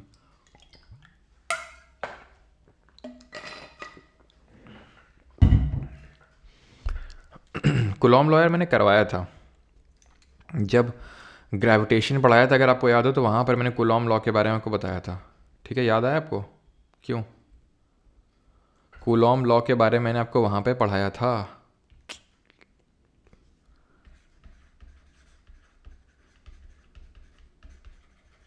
कूलॉम्स लॉ के बारे में वहाँ पर मैंने क्या बताया था कि दो चार्जेस के बीच में लगने वाला force is directly proportional to the product of charges and inversely proportional to the square of distance between them.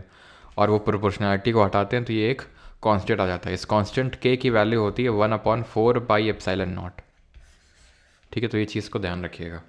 तो जैसे मान लेते हैं ये चार्ज हैं, Q1 है और ये Q2 है, ठीक है. तो इनके ये मैंने न्यूमेरिकल भी करवाया था अगर आपको याद हो, क्योंकि ग्रेविटेशन वाला जो हमारा फॉर्मूला होता है, फोर्स जो लगता है ग्रेविटेशन फोर्स, वो भी कुछ इसी तरह होता है. वहाँ प्रोडक्ट ऑफ मासेज होता है और डायरेक्टली प्रोपोर्शनल और inverse proportional to the distance between them. तो इनके सेंटर के बीच की डिस्टेंस मापते हैं, ध्यान रखिएगा.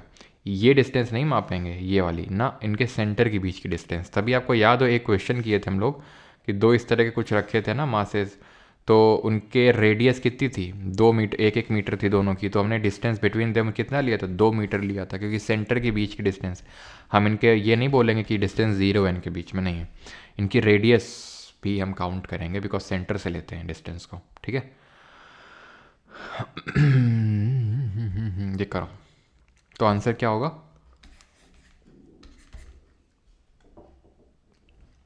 Greek letter omega is used to represent which physical quantity in the international system of unit.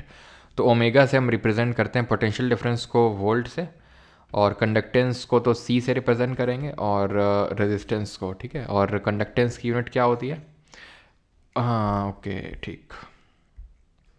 ध्यान रखना, कंडक्टेंस की यूनिट मो और ओम इनवर्स होती है, या फिर इसको हम सीमेंस भी लिखते हैं, ठीक है. इसको हम सीमेंस भी लिखते हैं, ध्यान रखिएगा इस चीज़ को.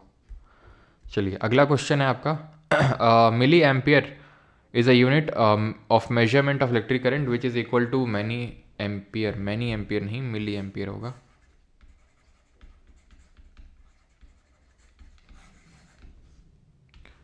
मिली एम्पियर, तो milli ampere 0.001 10⁻³ ampere. Option number B. Why is it always emphasise not to touch any electric switch board with wet hands. गीले हाथों से टच क्यों नहीं करना चाहिए? जल्दी से बताओ, गीले हाथों से टच क्यों नहीं करना चाहिए?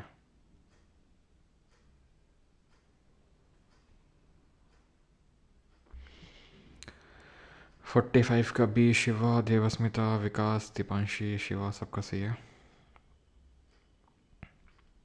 सर फेस्टिवल की नोट्स अपलोड नहीं हुई. अच्छा, नोट्स ठीक है, नोट्स अपलोड करवा देंगे.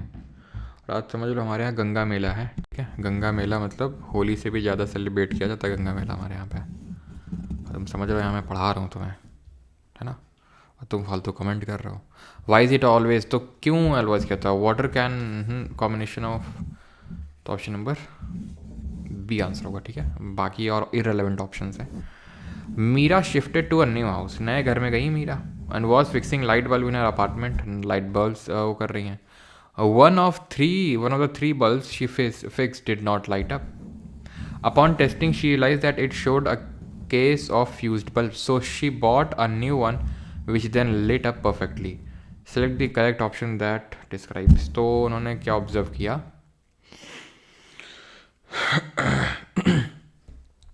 कि जो नहीं ग्लो हो रहा था वो फ्यूज्ड बल्ब था।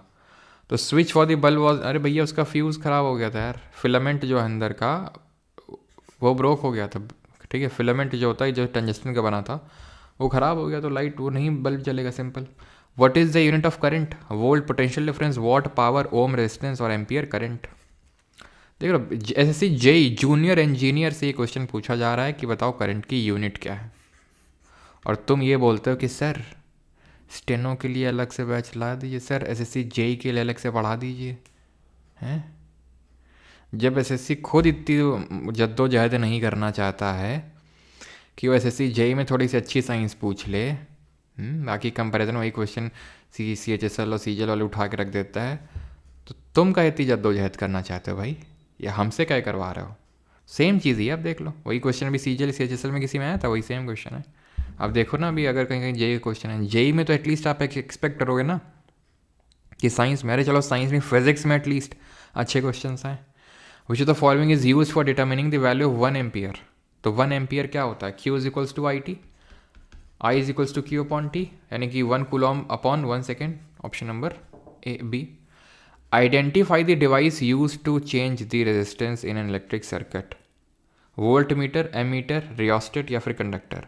विद्युत परिपथ में प्रतिरोध को बदलने के लिए उपयोग के लिए की जाने वाली उपकरण की पहचान करें। तो रेजिस्टेंस को चेक करने के लिए हम यूज़ करते हैं इसको, ओके, चेंज करने के लिए तो हम रियोस्टेट का यूज़ करते हैं, मैंने बताया था आपको। 51 इसमें से गलत कौन सा है, इनकरेक्ट, ये आपको बताना है, जल्दी से बताइए।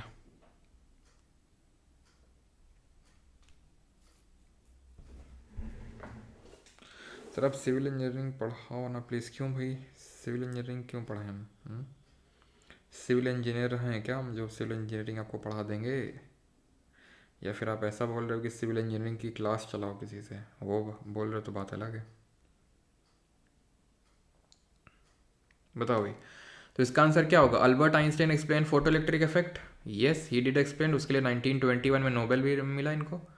वेव थ्योरी ऑफ लाइट, ये कहाँ से पता चला, यहाँ से तो हमें पार्टिकल नेचर ऑफ लाइट के बारे में पता चला, यहाँ से हमें जो यंग्स डबल स्लिट एक्सपेरिमेंट है उससे वेव नेचर के बारे में पता चला, तो ये तो गलत होगा फिर।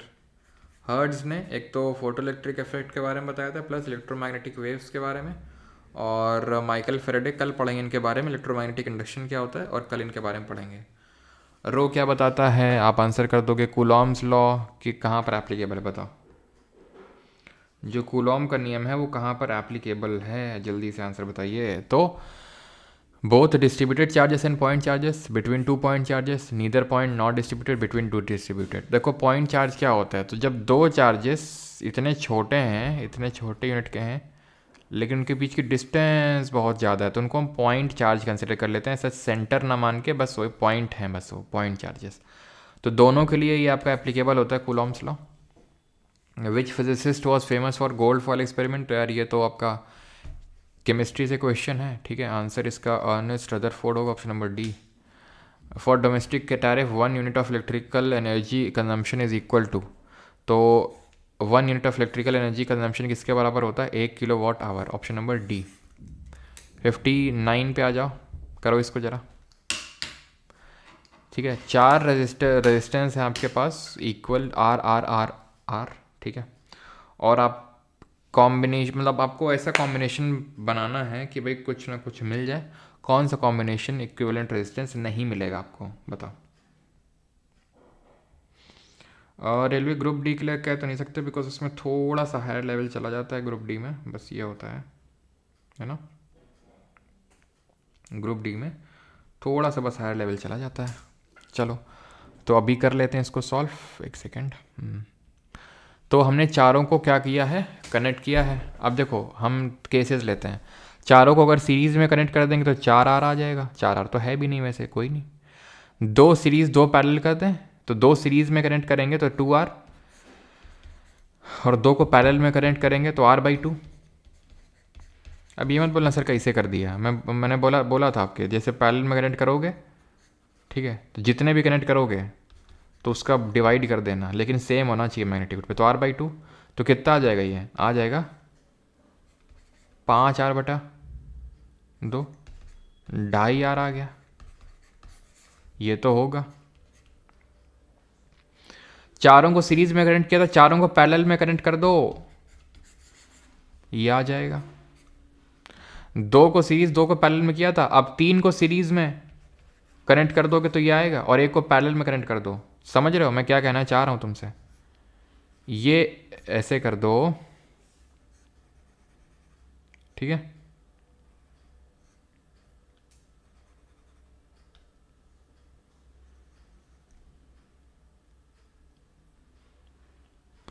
मैं बना देता हूं, रुको, यहां पे तुम्हें समझा ही देते हैं। कहाँ चला गया,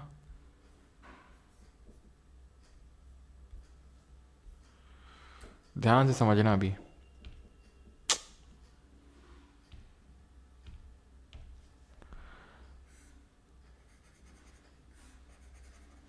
तीनों को सीरीज में कनेक्ट किया, आर आर और आर को, ठीक।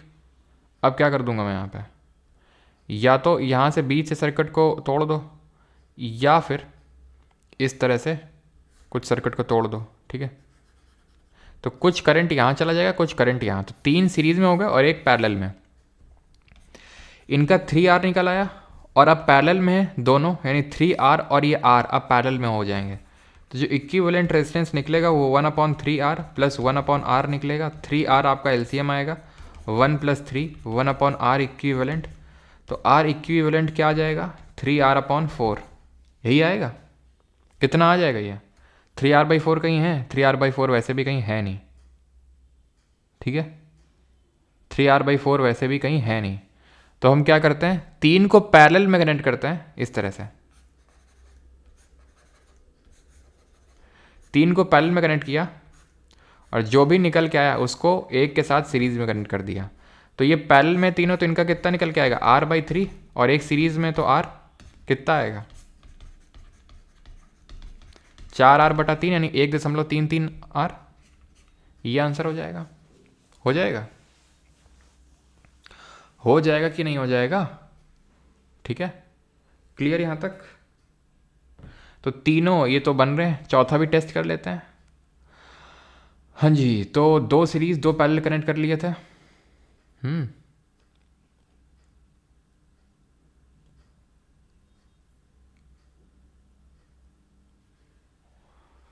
आई थिंक यही होगा फिर, तो एक ही बचा ऑप्शन, जब तीनों हो रहे हैं तो एक ही बचा ना, सी होगा फिर, सिंपल से यही नहीं होगा। सारे हमने कॉम्बिनेशन कर लिया, चारों को सीरीज कर लिया, चारों को पैरेलल कर लिया, 2 को सीरीज 2 को पैरेलल कर लिया, 3 को सीरीज 1 को पैरेलल, 3 को पैरेलल 1 को सीरीज कर लिया, है कि नहीं, ठीक। If 4 resistance of 4 ohm each are connected in parallel, what will be their effective resistance. बताओ, एक सेकंड का क्वेश्चन है ये, क्यों एक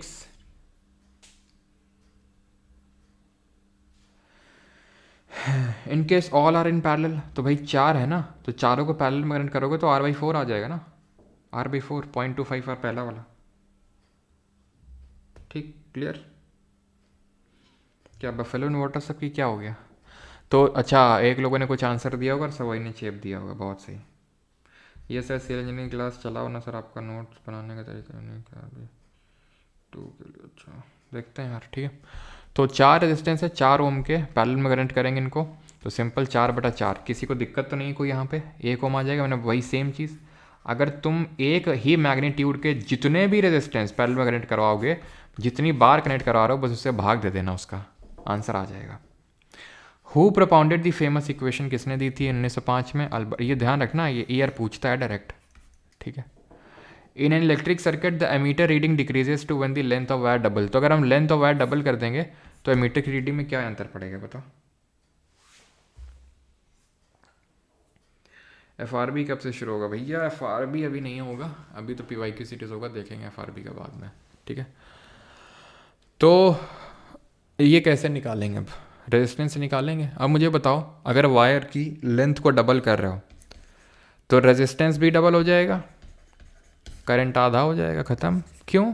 बताए थे ना कि जितना रेजिस्टेंस ज़्यादा उतना करंट कम फ्लो होगा, जितना रेजिस्टेंस ज़्यादा उतना ही करंट क्या होगा? कम फ्लो होगा। ये चीज़ आपको ध्यान रखनी है। तो करंट अगर डबल और रेजिस्टेंस अगर डबल तो करंट आधा। Which of the following device is use to accelerate charged particles to high velocities. तो किस डिवाइस का यूज़ किया जाता है, किस उपकरण का यूज़ किया जाता है चार्ज पार्टिकल को हाई वेलोसिटी देने के लिए? साइक्लोट्रॉन, ठीक है। एक और क्वेश्चन करो, 5 क्वेश्चन और करेंगे बस, ठीक है।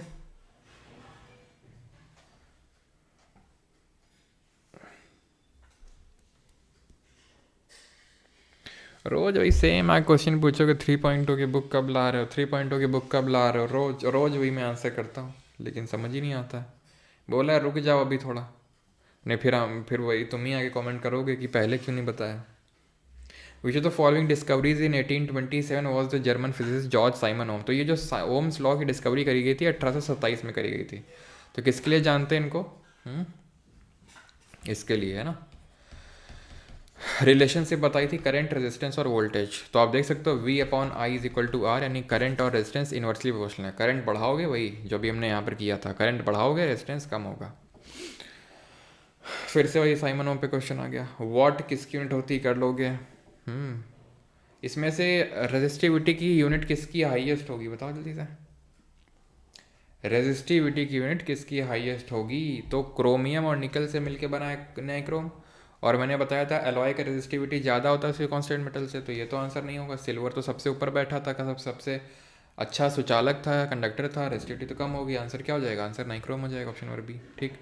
In 1834, who proposed a law that states that the current induced by a change in flow opposes the effect producing the change? 1834 में किसने ये नियम दिया था कि current induced by a change in flow opposes the effect producing the change? तो ये बोला था हेनरिक फ्रेडरिक लेंज ने। डॉपलर इफेक्ट तो हम पढ़ चुके हैं,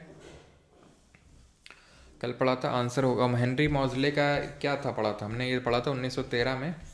इन्होंने मॉडर्न पीरियडिक टेबल दी थी, है ना। और इन्होंने एक्सरेज का यूज़ करके, किसका? एक्सरेज का यूज़ करके एटॉमिक नंबर Z और एटॉमिक मास वगैरह कैलकुलेट किए थे, ठीक है।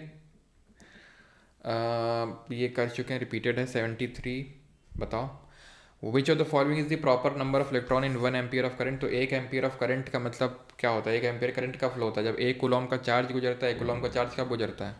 जब 6 × 10⁻18 इलेक्ट्रॉन्स जो है, इतने इलेक्ट्रॉन्स जब गुजरते हैं तब 1 कूलम का चार्ज और 1 एम्पियर का करंट आता है। हाँ जी, तो इनको सीरीज में कनेक्ट कर रखे हैं चारों को। कितना होगा, क्या करना है? सिंपल चारों को जोड़ देना। रुक जाओ फिर, ठीक है। सिंपल 6 5 11 4 15 3 18, ऑप्शन नंबर सी, ठीक है। आई थिंक आप कर लेंगे। कोई क्वेश्चन ऐसा कुछ है?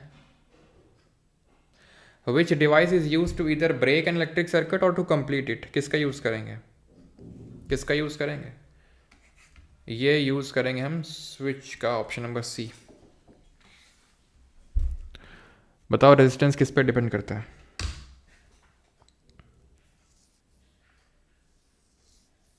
ना भैया, श्रेयासी घोष जी, कंडक्टेंस एंड कैपेसिटेंस सेम नहीं होते। कंडक्टेंस का मतलब होता है सुचाल, मतलब जो फ्लो होता है इलेक्ट्रॉन्स का। कंडक्टेंस जो उसको अपोज करता है उसको रेजिस्टेंस। जो कैपेसिटेंस होता है उसको बोलते हैं हम क्या? संधारिता हिंदी में। It is what? It is kind of, हम बोल सकते हैं कि कितना जो काइंड ऑफ क्या बोलेंगे, स्टोरेज कितना एनर्जी का, उसको बोलते हैं कैपेसिटेंस, ठीक है। कितनी एनर्जी को वो स्टोर करने की कैपेसिटी रखता है उसको बोलते हैं कैपेसिटेंस, ठीक है। तो वो अलग चीज़ होती है। Resistance of wire depends on the length and density of the wire. बिल्कुल लेंथ पे डिपेंड करता है। Specific resistance is same for all conductors हैं, अलग अलग होती है भैया, गलत है ये। सारे सिल्वर की, आयरन की, नाइक्रोम की, सबकी क्या स्पेसिफिक रेजिस्टेंस सेम थी क्या? Resistance of wire depends on length and cross section of the wire, directly proportional to the length, inversely proportional to the area of cross section. ठीक है, ये सब कर सकते हैं। बस एक और आखिरी क्वेश्चन बता दो। Whose law states that at a junction in electric circuit, the sum of the current flowing into the junction is equal to the sum of current flowing out of the junction? Michael Faraday, जॉस Simon Ohm, Victor Francis Hess या फिर Gustav Robert Kirchhoff? तो ये किसने बोला था? Faraday के बारे में कल पढ़ेंगे। इन्होंने तो V is equal to IR दिया था। और ये होंगे किर्चॉफ। किर्चॉफ का जो पहला लॉ था वो क्या था? Current law. करंट जितना आ रहा है नोड में उतना जाएगा, ठीक है। और दूसरा वोल्टेज लॉ था कि वोल्टेज जो है उसका सम एक क्लोज्ड लूप में वो हमेशा ज़ीरो होता है। लेक्चर होता है ख़त्म। बाकी जो क्वेश्चन से आप होमवर्क करेंगे, और होमवर्क कल आके दिखाना है आपको क्योंकि आखिरी क्लास है। और सभी लोग कल अपनी उपस्थिति दर्ज करवाएं, है ना। चलिए भाई, एंड थैंक यू। जिसको बैच में एनरोल करना है कर सकता है ना। एंड बैटरी भी देखो ख़त्म हो गई। जिसको बैच वैच में एनरोल करना है कर सकता है। और काफ़ी लोग रेलवे वाले हैं, तो नहीं होगा तो मैं अलग से एक साइंस का भी, जो 3.0 में मैंने साइंस करवाई है उसका अलग से मैं साइंस का रिकॉर्डेड बना दूंगा, ठीक है। 3.0 की वो साइंस होगी, राइट। चलो भाई सर, थोड़ा दिमाग उधार मिलेगा परीक्षा के बाद धोकर वापस। अच्छा बंधु मित्रा, धो के वापस करोगे। एनवायरनमेंट का मैंने बताया भाई, जिसको करना है यूट्यूब पे फ्री में तो वन शॉट पड़ा हुआ है। बाकी बैच वाला मैं करवाऊँगा, 2-3 लेक्चर लूँगा मैं, 2-3 क्लास, ठीक है। 2-3 क्लास में लूँगा और उसी से ख़त्म हो जाएगा आपका। वो बैच में रिकॉर्डेड डाल दूँगा मैं, ठीक है, 2-3 क्लास में। कल है बिल्कुल, है ना। तो कृष्णा मौर्य जी पढ़ा हुआ है लेक्चर एनवायरनमेंट का, तो वहाँ से आप कर लो, ठीक है। और जो रेलवे वाले हैं सैटरडे को सर क्लास लेने वाले हैं, ठीक है। रेलवे भाई जितना आता है उतना ही पढ़ाएंगे। फ्लूइड्स में मैं पढ़ा चुका हूँ, जितना वो बर्नौली और पास्कल जितना था उतना ही, ठीक है। क्या 54 का B होगा?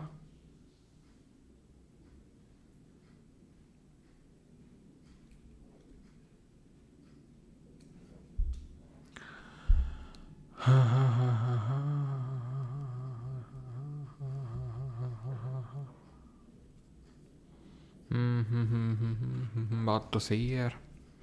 एक बार मैं से ऑफिशियल आंसर की से एक बार और चेक कर लूँगा, लेकिन हाँ ऑप्शन नंबर B होना चाहिए मेरे हिसाब से भी। 2 पॉइंट चार्जेस के बीच में ही लगेगा, ठीक है। बिकॉज डिस्ट्रीब्यूटेड चार्ज का तो पहले मैं सिग्मा वगैरह निकालना पड़ेगा ना। 2 पॉइंट चार्जेस ही होगा इसका। फेयरवेल पार्टी देंगे, संडे के दिन आना, है ना। संडे के दिन 10 AM पे। चलिए करंट अफेयर देखते हैं रेलवे के लिए। टाइम मिला तो मैं करवाता हूँ रेलवे का भी करंट अफेयर, राइट।